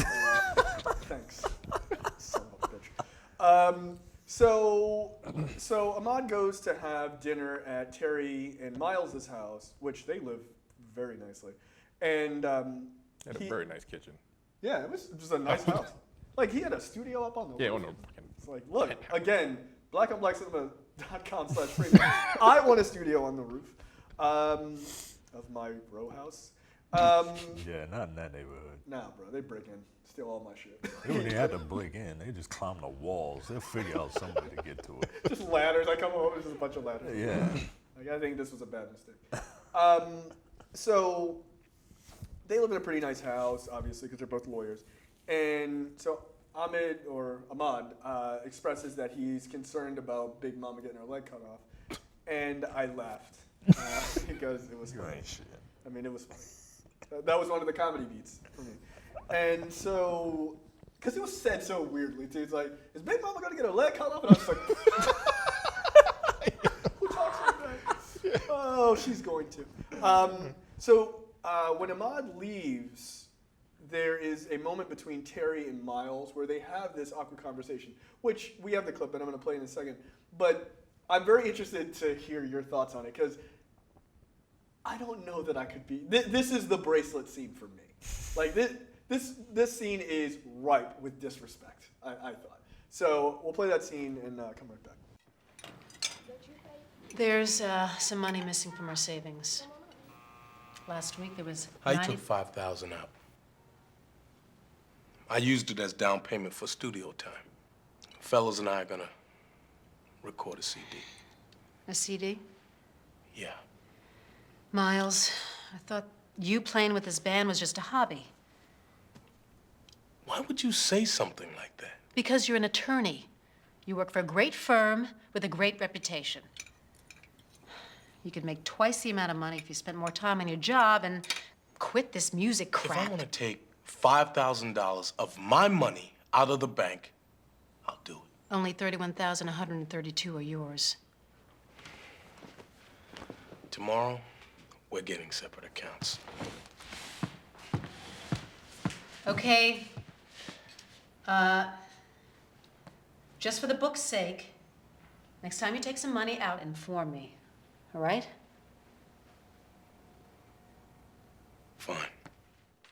So, for me, that scene really drove me crazy because she is the least supportive wife I've ever heard. Yeah, she literally said, "Fuck your dreams." Yeah. Yeah. And it's funny because, like, that scene, I guess for me, is sort of parallels my life, not in the way that she acts at all, but, like, I have a really good paying job, and I'm trying to do this, which is a real risk, right? It's a super risk. And, like, my wife is like, yeah, all right, like, let's do it. Like, let's figure it out, and, like, let's make it happen. She's like, it's just this little hobby, like, not a big deal. Like, this dude is out there singing with Babyface and Jodeci. And Casey and JoJo, like, One, That shit was this funny. movie is exactly in 1997. Yep. Hard 97. But, He produced the movie, by the way. yeah, no, Babyface did. I forgot to say it in the beginning. So, like, what are your thoughts on it? Like, I feel like not supporting somebody in their dreams, as long as their dreams are logical, I feel like that is that's the making of a failed marriage, I think. Well, I'm not married, but I'd never get in the way of someone's dreams. If there's a possibility that it's going to work, like they're fucking lawyers. He's got the money. This motherfucker got a goddamn studio Upstairs. on the roof. Yeah, What kind of fucking hobby is it at that point? Right. Clearly, this motherfucker got money to do what he needs to do to make this shit happen. So yeah, when she was just like, go to part-time. Right. Right. It's Like, what is he, five- Lionel Hutz? Like, is he said completely took out inept? $5,000. And then she points out the exact amount that was in the. I'm like, you bitch. Yeah, no, Like, she was that a shit real was bitch about it. fucked up. But no, like I would never stand in the way of somebody's dream. If you could do it, go for it. Like she was a bit of a bitch. I mean, she Not said, a bit. She was a bitch. like, she was. Like, and if he did the same thing, he would be, and, you know, for all, you know, for equality aside, you know, for equality's sake, if he did Right. that to her, he would be a bitch in that. Right, that's in that fucked role. up, That's you know? fucked up. Like clearly, if he you know he wants to do this. Like, how long has he been doing it? Just for you to call it a hobby. Like, Right. Oh, it's just a hobby. That's foul. It's yo. kinda He like been doing that shit long enough to recruit Casey and JoJo and Babyface. But is Like, that- have y'all heard them sing? Was that their characters in No, the I like to. movie? No, I like to think No. that That it it is was literally them? them. Guess what? They're credited as band members 1, 2, and 3. So guess what? Their names are Babyface, Casey, and JoJo. And like Baby, who I assume is like Babyface's brother. Yes, Kenyon Edmonds or whatever Oh, his really? name is. Yeah, Yeah. I was it's like- his brother. He was like the slightly uglier version of Babyface. Yeah, he was fucking Man. teenager face, Teenager face. full of acne. Yeah, he was not a good man. But yeah, so he's got this hobby, and again, it's a massive studio Right. upstairs. It's soundproof and everything. I'm like, what we do is more of a hobby than what he's doing. I was just an office. So they have that conversation, and I thought that was just really shitty. But it shows you where their relationship is failing. Like, it wasn't even a conversation. No, she was just She was horrible. like, you took out, there was $5,000 missing. Like, yeah, it's my money. It's like, well, I mean, here's the thing. You should say, hey, I'm taking $5,000 Yeah. out for the studio time, but it should be like, okay, Yeah. you got the money. yeah, you got the money. One, how much savings do they have when his part is $31,000? Like, and arguably she's about to be partner, so let's just guess she has twice as much. Yeah. You're like, And that's just in savings. in Like, savings. Right. But like, and my whole thing is, I don't understand couples that function like that, that function where it's like, my money is my money and your money is your money. I'm like, you're married. we Like, have. you live and die together. That, I mean, At least that's how my wife and I operate. We have separate accounts and a joint account. And Yeah, that's what we have. You said you have like the play account and you've got like your joint account, right? yeah. Oh, so you guys do what we do. Well, we have play account, joint account, her account, and my account. Okay, so you have 4 accounts. Yeah. Okay. And I put money into the savings, and then I keep, I pay a portion of the bills, Right. and then she pays like the mortgage, Right. and then that's it. Like, it's not like you can have separate accounts and a joint account and save. But there are people who have literally separate accounts. Yeah, Like I don't 100% understand. separate. I don't understand that No. necessarily, but I mean, I guess maybe for some people it works better because you financially don't trust the other person. Which, if you don't, that says a lot about your marriage. or maybe they're just like, well, I'm used to paying my bills with my account, and I don't know. Yeah, it always struck me as kind of odd. Like, I've been out to dinner with people. My wife and I have been out to dinner with another couple, and they're each paying for their own meal. I'm their like, own meal? really? That's kind of weird. It's just, As a married couple? yeah, as a married couple. I'm like, that's kind of strange. My wife and I are like, With 2 cards, one have cash, one have a card. Like then 2 people Like who they have- separate them. yeah, like, hey, like let me 2 get them cards. separate checks. yeah, like, I don't know though. Like, that's weird to me. That is kinda My weird. wife and I are like, all right, which card do you want to use? Who cares? It's coming out of the same goddamn money. Like, I don't know. I mean, look, you whatever don't know what works. people's fiscal situations are, but certainly Teri and Miles don't need to act like fucking assholes to each other. But they Right. do. She's making $300,000 a year as a partner in a law firm. Right. Oh, hey, what happened to that $5,000? Right. Like, I'm sorry, I spent it on my lavish $40,000 rooftop studio. I'm sorry. Casey and JoJo are coming over later. Don't have any kids. Yeah, they don't have any kids. It's a dink household. I'd be like, dude, fucking ball out. I wouldn't even invite my little nephew. I'd be like, you cost too much. Get out of here. Beat it, Ahmad. Trying to get this money. So then we find out that Cousin Faith is staying with Teri and Miles. This is a recipe for disaster. No, man. That cousin is a former stripper. She clearly has a lot of issues. Not a person who's like got her life together. And she's fine. And she's fine. You can't stay here. You can't. It's like, Here's $5,000. You go get your own fucking apartment. Get out of here. So she's staying with him. And the second they show Faith staying with Teri and Miles, I was like, this is bad. Miles is gonna have sex with this woman. Spoiler alert, he does. So then Big Mama has his surgery finally. They lop off her leg, but then she has complications from like fried catfish or whatever, and she falls into it. She has a stroke. Did you just say complications from fried catfish? Yeah, because that's what she eats every goddamn Sunday. Stop eating fried food so much, black people. It's not good for you. That chicken did look good though. Oh shit. So she has a stroke during surgery, and then she falls into a coma. I always thought, it's been a long time since I saw this movie, I thought she just died like straight up in the beginning. But they really dragged her along, kicking and screaming throughout this movie. Yeah, I don't know why they I don't know why she like came back to life and then died again. Like I really don't understand why. Because she's magical. Like they could have had that one scene where, everyone 15 minutes in. They could have had that one scene. She came back to life again to tell, Ahmad Rashad that he's got to bring the family together. But she didn't say it. But she didn't. That's right. She didn't say it. So what the? Like he thought that's what she was going to say. In my mind, I like to think that she said, "Stop eating so many bad foods." And he's like, "Oh, bring the family back together, no problem." The guy, she's like, "Nigga, that's not what I said." My heart. No, What I was trying to say is like, stop eating so many. It would have been more like, Try some baked chicken fucking instead. bring me a plate. That's what it probably would have been. My like. last meal. Right, because she's is- old and black, and she ain't changing. She ain't changing. Get out of here.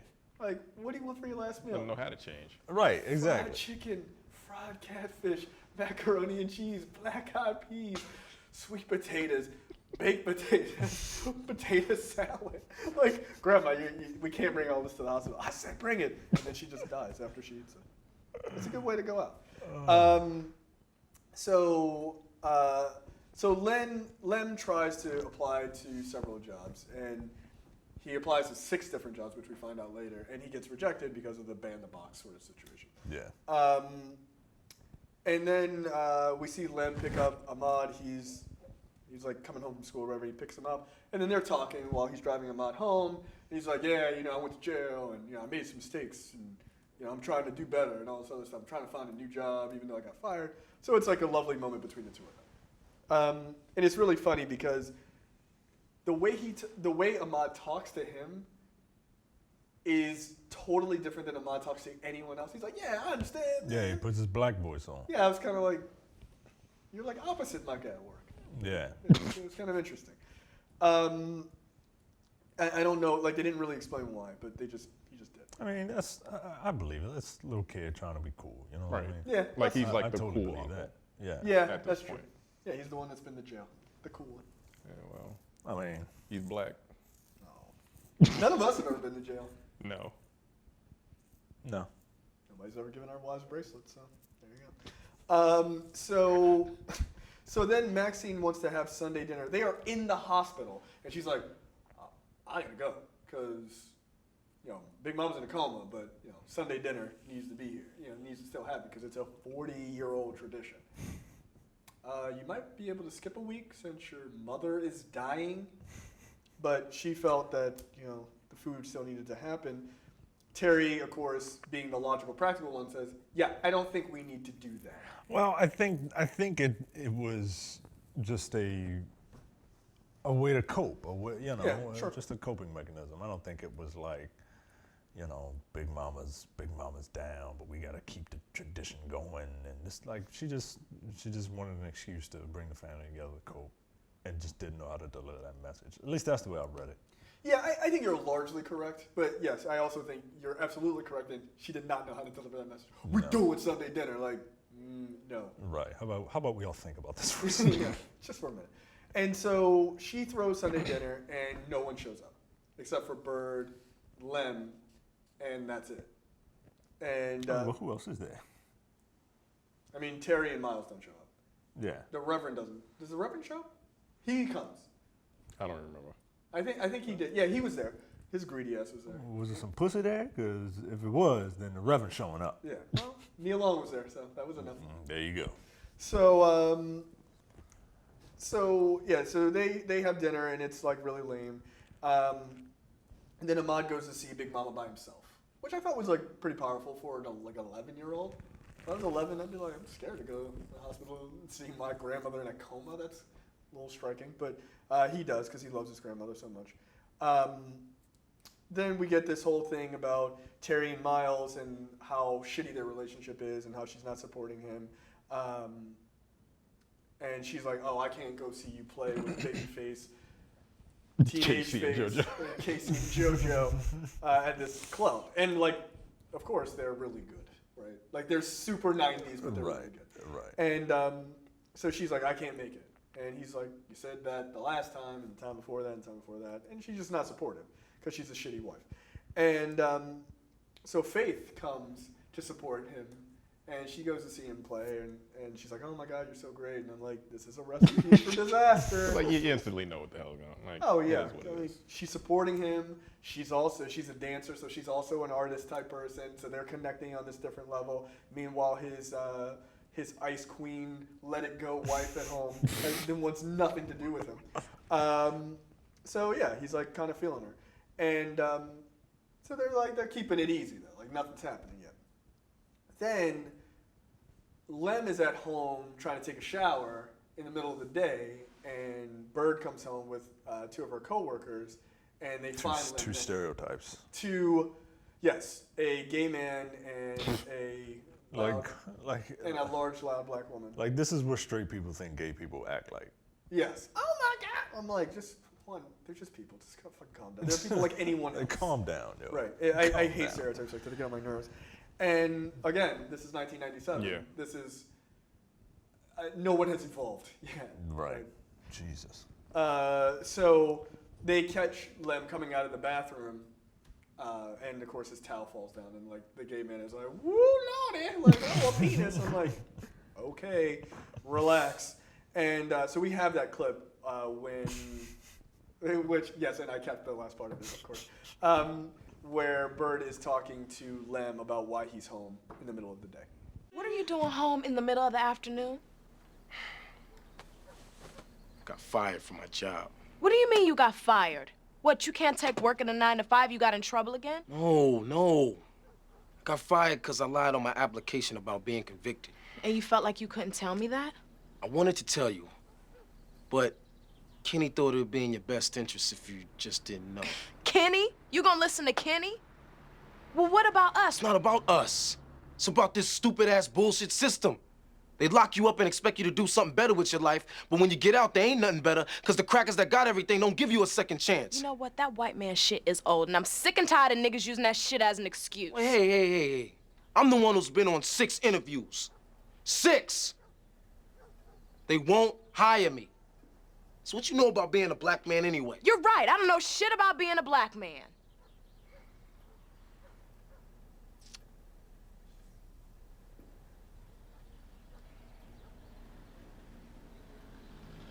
I'm sorry. Look, boo, the shop is doing really well right now. I'll just pay for our bills.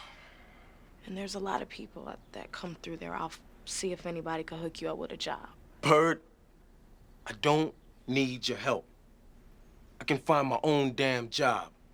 Okay. And stop looking at my dick. Okay, so that scene, there's a couple of things. One, stop looking at my dick, it's just hilarious. I had to leave that in. But the whole thing of, you know, I don't need your help. I was talking to my wife about this. I'm like, just listen. Like, a lot of what being a guy is pride. Like, Yeah. I would, look, if I lost my job, I would not want my wife to help me find a job. I really wouldn't. Like, let me do it on my own. It would depend on. I mean, how what you long mean I was by, unemployed. I mean, it would depend on what you mean by help. You know what I mean? Like, I don't need have you to a get me a problem- job. I don't have a problem going to something that she suggests, or Sure. say, you know, hey, maybe you should try this, or, you know, I know some people. Let me see if I can float you in it, because that's how people get Right, it's jobs. network. Yeah, it's nepism. Yeah, of course. Like that's how people But- get jobs nowadays. But what she does. Oh, what she did was fucking egregious, outrageous, and preposterous. Get the fuck out of my face. Yeah, that I don't want any part of. Nah. Not what she did. Not what she did. Not at all. Not at all. Not once until. So then we come to find out Miles is this interaction didn't make any sense to me. This is one of those like bizarrely convenient moments. Miles is driving down the street. He sees Faith arguing with a guy on the sidewalk. Right. This part. He parks, and he comes over and he's like, What's going on? "What's going on, guys?" And I'm like, "Oh, Michael Beach is gonna beat someone up." All right, do I have to Michael Beach this guy? Because my name's Verb. That's what I do. So Michael Beach comes over and he's like trying to figure out what's going on. And apparently the guy that Faith was talking to was, I guess, supposed to play piano, and he wasn't going to for this. She didn't have enough money for him or something like that. Right. And so she was going for this audition, where she was a dance audition. So she's like, "Oh my God, Miles, you can play piano." And he's like, "Okay." I'm like, "Yeah, why?" I didn't even understand why it would be a conversation. Of course. Like, what else you got going on? You're just doing that little hobby, like Yeah. being a lawyer. And so he's like, "All right, fine, I'll play the piano." And he's like, "Well, what do you want me to play?" She's like, "Just play anything." And of So course, I play Changes by Tupac. he does. He plays the instrumental for Changes. And so she dances to it, and she looks really good, and it's wonderful. And so she, I guess, she nails the audition. I don't like interpretive dance, guys. It's the worst. Like, that's literally the worst type of dance. I mean, it just looks like dance to me. Like, I don't know what the point of it is. Like, I don't see the story being conveyed. Like, she was just dancing. Dance. Right. I thought she was just dancing. Yeah, but like interpretive dance is the worst type of dance. It's like improv. Oh, improv is awful. Yeah. It's awful. So, so then you come to find out, like, Bird calls Samuel to come, or Samuel. Samuel. S-I-M. Is it? Samuel, yes. Get the fuck out. What kind of name is that? That's a name Demetrius would give. Yo, he really does look like that nigga in this picture right here. Yeah, it does. I told you. He really does look like Mel Jackson looks like Demetrius. Sorry, bro, you do. And that guy's a terrible person. Not Demetrius, but Mel Jackson, whatever his name is. So she invites him to come to the shop because she wants to talk to him. And she's like, oh, you know, she's like being all like up on this guy, and she's like, oh, you're so great or whatever. And she asked him to help her get Lem a job at his business working in the printing area, which is what Lem does, or Lem knows how to do. And so Lem gets the job. He doesn't realize that this guy is the guy who got him the job. And so he's like feeling good about himself. He's like, yeah, I'm the man, you know, I got a job, it's really great. He comes home to tell Bird she's in a very nice outfit. Like a leopard print 90 thing. Yeah, that's 90s too, man. Yeah, well, you know what? Fucking leopard. You know, yeah, it really is. Like, what are you doing? We're not in the jungle. But I was fine with it. I'll allow it. And so they're all really happy, and it's like, yeah, that's really great. And then he's at work, and Samuel? Yes. Ugh, that name. Samuel. That name, that's a villain name. Yeah, it is. Like, what the fuck does that even mean? Fucking Is that his Samuel first name? Sinestro. Yeah, exactly. Like, Fuck his parents. Samuel Doom. So Samuel comes to Lem, and he's like, yeah, man, it's really good having another black man here. And, you know, While he's eating lunch. yeah, and he's like, oh, the white man ain't gonna look out for us. We gotta look out for each other. That's why it's your job to help somebody else out, just like I helped you out. It's like, what? And so we have that clip because there was no way I wasn't gonna clip this out. This is Micah having lunch with a coworker. Yeah, like I was saying, man, it's always good to, have more enthusiastic, hardworking employees like yourself. I mean, especially, down there in print. I mean, I'm no stranger to hard work myself. I'm like you. See, I'm from the hood, too. But you see, I make $80,000 a year because I was always willing to sacrifice whatever I had to in order to get what I wanted. You see, that's why brothers got to stick together. Pull one another up in a time of need. The white man ain't gonna do it. And sooner than you think, it's gonna be your responsibility to help another brother just like I helped you. What are you talking about? I pulled some strings to get you hired. I mean, what you didn't know? Kenny Simmons referred me. Who? No, I know your wife. Bird. Yeah, she told me about your little felony situation and asked me to hook you up with a gig down in the print department. Man, me and old Cola, we go way back. Who the fuck is Cola? Oh, no. No, that's just a little something, I used to call her back in the day, since she got that body shaped like a Coca-Cola bottle, huh? I mean, she used to just make a brother up on the screen,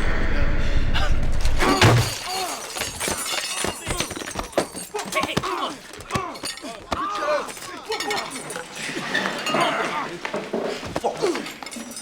You can forget about your job, motherfucker.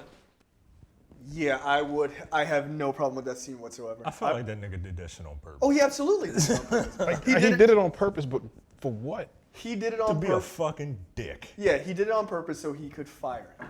So he could get him fired. And then it's like, look, I did this thing for you, and your husband fucked it up. It's another way to just push him down. I did this thing, so your husband fucked up. Now, he don't have a job. Again. Maybe you should come, That's right. Okay. God damn it. Fuck So, you, yo. so he... Light-skinned bastard. This guy's a demon. So Lem, of course, flips out, hits the guy, walks out, right? He's, of course, fired. Like, you can't beat up your coworkers. Yeah. You should be able to, but you can't. So he goes to see Bird because now he knows that Bird helped, talk to this guy to get him the job. So he comes into that beauty salon at 1,000 He comes in, he slams the door closed, breaks the window in the door, which, again, totally fine. I have no problem with any of this. Thought he was actually being rather nice. I would have kicked the door open, frankly. Breaks the glass in the window. He immediately goes to Bird and he's like, I need to talk to you. And he grabs her and they go in the back room and he flips out. And he's like, I can't believe you told this dude and all this other stuff. And she goes, he grabs her arm. I guess he didn't notice the bracelet for all those times he had been, applying for jobs. He was she might not have been wearing it. She might have wore it, at work. Outside of his view. See, Because he wasn't there. That's duplicitous, man. That's not that's cool. foul. That's foul. And so he sees the bracelet and he's like, what's this? And she's like, oh, he gave it to me. And I only agreed to go to dinner. And when she says that, dude, he lost it. He lost it. And again, she agreed to go to dinner with her ex. Well, what do you think your ex wants? He wants to fuck you. That's it. No. No. She pisses me off, yo. But I can't feel sorry for Lem too much because on his wedding day, he's sitting there dancing with his ex. I was waiting for her to bring that up. You're yelling at the screen. What, you remember this? So I mean, on the scale of... I hate everybody in this movie, man. Look, on the scale of shitty behavior, I feel like she's far worse. Oh. She's far worse than that. You danced up on your girlfriend, and look, that's not cool.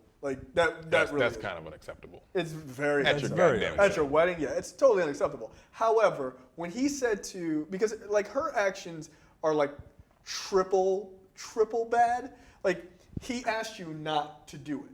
He asked you not to interfere, and you did anyway. That's one. You went to your ex and agreed to have dinner. That's a big number, 2. And 3, she's like, oh, I did it for us. No, you didn't. You did it for yourself because you were embarrassed that your husband didn't have a job. That's clear. And 4, you're wearing this piece of jewelry that essentially, what is jewelry but a brand? This is mine. I mean, look, that's what it is. That's why this is right. It's a brand. Yeah, it might as well have a sign that goes around this is taken. Yeah, of course. So, yeah, I have no problem. Now, he does, at one point, Lem does push Bird, but it never hits her. He's just like... I wouldn't have pushed her. You would or would not have? I would not. No, I wouldn't have done that. I would have fucked that shop up. the whole shop? Or just the back? Maybe just the back. Yeah, I mean, they got to do business out there. I mean, that's your money, too. Right. Yeah. This is her shop. Maybe just the back. You're not in We're your going right to mind. wreck this entire room. You can remodel it. That's fine. It's behind closed doors. No one will know. I'd have flipped out. So Teri comes to the shop, and she assumes that Lem was beating on Bird. Obviously, he was not. And so she calls her cousin, this roughneck cousin, to beat up Lem. And him and his boys go and find Lem in this bar. And he just smashes a bottle on the back of Lem's head. I'm like, the super practical lawyer, right. agent of the law, gets her fucking niggerish ass cousin to come and beat up this dude. Right. Come on, man. Yeah, that part was a little out of scope for her character. Hey, come on, man. If anyone would have called, it would have been Vivica Fox. Right. All right. Yeah, that was that. Yeah, I hadn't thought of that. I don't like this movie, yo. I don't like this movie anymore. So Lem ends up in jail. It didn't work out because he beat the shit out of them niggas. Right. Yeah. He beat up 3 people. He beat up 3 people and pulled a gun. And was like, now what? And that's what put him in jail because he had the gun. The gun. And but that was too bad. I was like, I want him to just win and then just be like, right. Just go home. But yeah, he fought off 3 dudes and he didn't even get hurt, really. I mean, that bottle. And a bottle hit him, and he was like, "Oh, he went into super nigga mode and just beat the shit out of 3 people."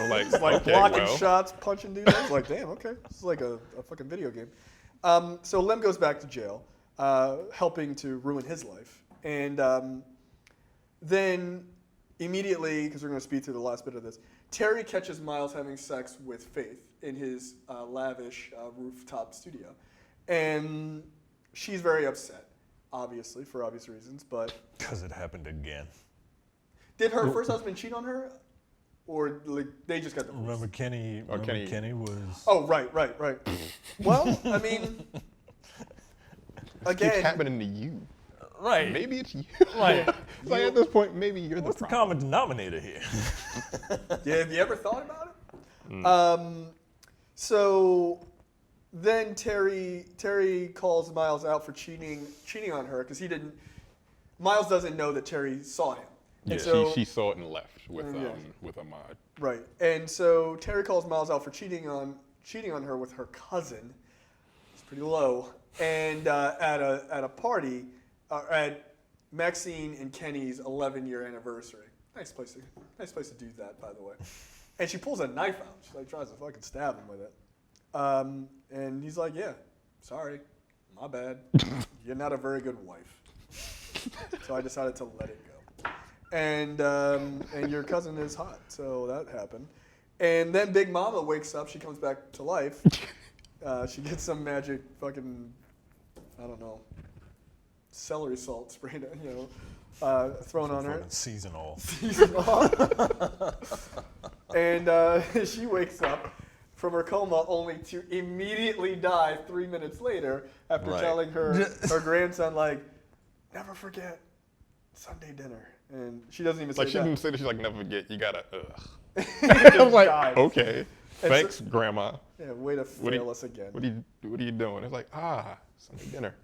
So yeah, Ahmad thinks that she's telling them to get together, like get the family back together because the family is Fractured. fucked. Yeah, it's pretty fucked. And so Big Mama dies, there's a funeral, a number of people come to it, including Miles still comes to it and everything else. Everybody's crying because they're really upset that Big Mama died. Then Teri puts the house up for sale immediately because she's being practical, like, who the fuck's gonna take care of this house? Like, no. Like, not me. Like, I ain't doing it. She paying for it. Yeah, well, she was like, I gotta pay the taxes and the utilities. She started like just dropping the list of like items. This happened to my family. When my grandmother died, same shit.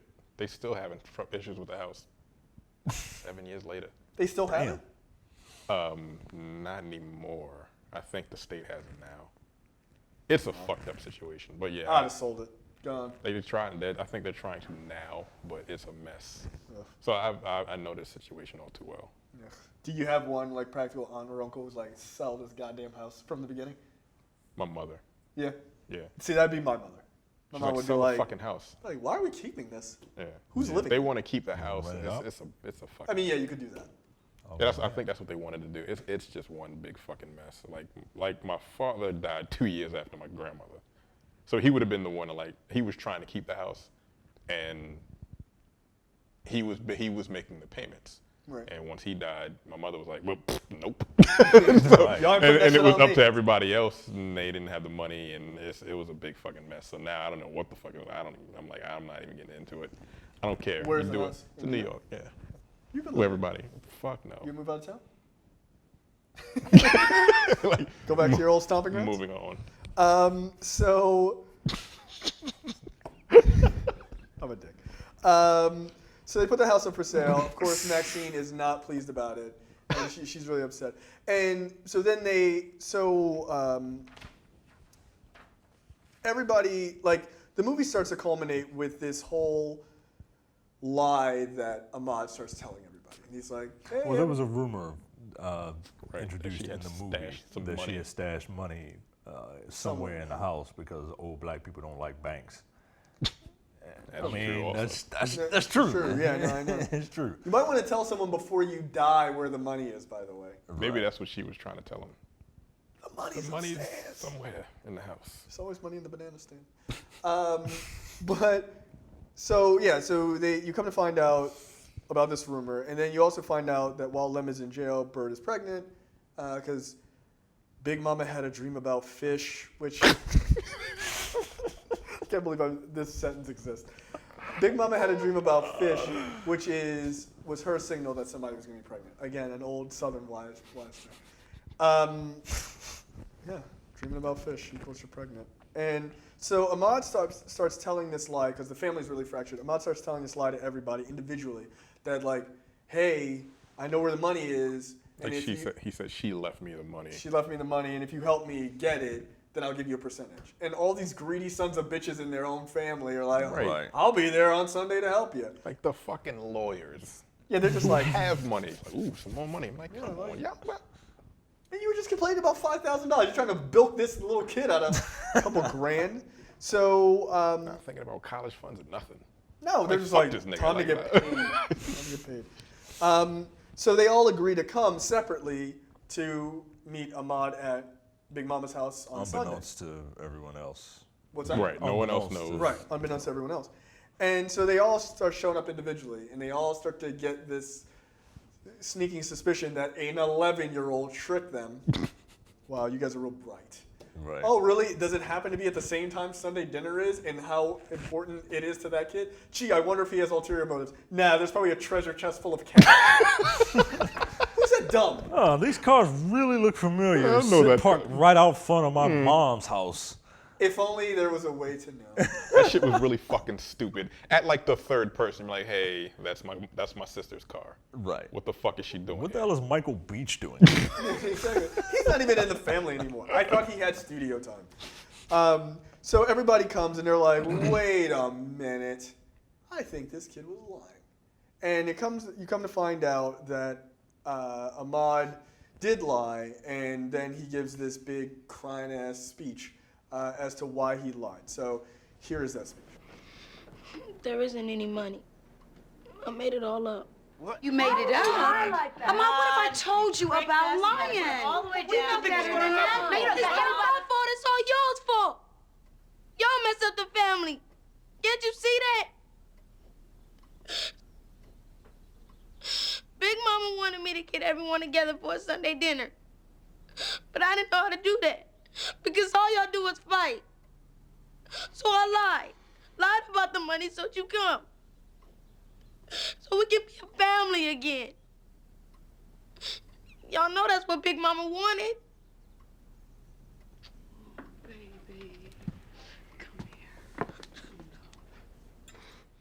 Okay, so one, I find that scene funny to one degree because that image of him crying is used as an internet meme. That's damn right. I use that fucking picture. Yeah, it's like, "Ooh," which is just funny.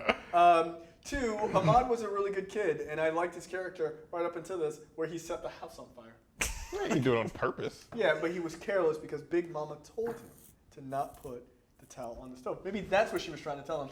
Remember not to put the towel on the stove, you dummy. You're gonna burn the house down. So he sets the kitchen on fire. Get us all together. Like, that's not what you said, bro. She didn't say it. You're She making didn't say it up. anything. You're making shit up. You lying ass motherfucker. Yeah. I was waiting for somebody to turn to Vivica Fox's character and be like, you done raised a lying ass nigga. You're kidding shit. So there's a fire, and luckily they put it out in the kitchen, and they're just like, oh no. The house. The house. The only thing about the house we care about, which is the kitchen, has been burnt to a crisp. Right. Fucking grease fire, everybody trying to Throw Water water on it. Like, good job. bunch of Lemon. dummies, man. Yeah, that was Bunch hilarious. of Like, dummies. like threw water on it, it's like it just goes around the wall. That's not, you didn't help anything. So luckily they had fire extinguishers, and so they put it out. I like how someone had to say, get the fire extinguishers 5 minutes after they ran into the Like, you're kitchen. burning the damn house down. So so they do that, and they put the fire out, and then Uncle Pete, who's been trapped upstairs as a shut-in, he comes down and he's like, oh, here's a bunch of cash. And then they're like, oh my God, it's a lot of cash. And everything is great in the world. They get the money, and I guess they fix up the kitchen, and The end. Yeah, everybody's problems are over because Uncle Pete had a TV full of money and everyone just bought their problems away. they threw money at the problem. They threw money at the Yeah. problem. They built like a garden in the house, in the backyard, I guess. And now they eat Sunday dinner every fucking weekend. Well, I hope they saved up their money because they're going to have a They're lot gonna of have medical an bills. incredibly high. So a lot I of- hope everyone has insurance. Yeah. They all signed up for Obamacare. The end. All right, that's it. Any changes in scores? You give it a 2.5? Still there? I gave it a 2.5. Yeah. I give it a 1.5 Oh, God wow. damn. because I don't like anybody in this movie. Yeah, I'm dropping my score half a point. I'm giving it a 2 star. I didn't give it anything. I'll give it a 2. I don't like anybody in this movie. Nobody. Name a likable character. gonna say Faith, The but- baby.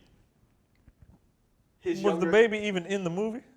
I guess like one or technically. two scenes. The baby didn't do Ahmad anything. had a sister. She never said a single line. Yeah, that was the baby, right? No, that's not the baby. No. Who was the baby? They had a baby, and then he had a sister that was a little bit younger than him. I She thought literally that never was. said anything. I thought that baby was the sister. No, it was their third child. So what? There was another kid in the. Yeah, that it was like Judy. She went upstairs and never came back. From Family Matters. From Family Matters. And all of a sudden, she ended up doing porn. Like, Yeah, what the like, fuck? It's a weird transition. Hard left.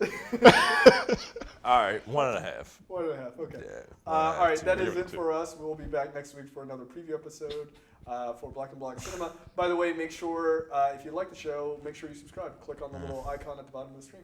All right, later, guys. See you. Bye. You have no idea the amount of ignorance we're about to get into right now. Sit your $5 ass down before I make change.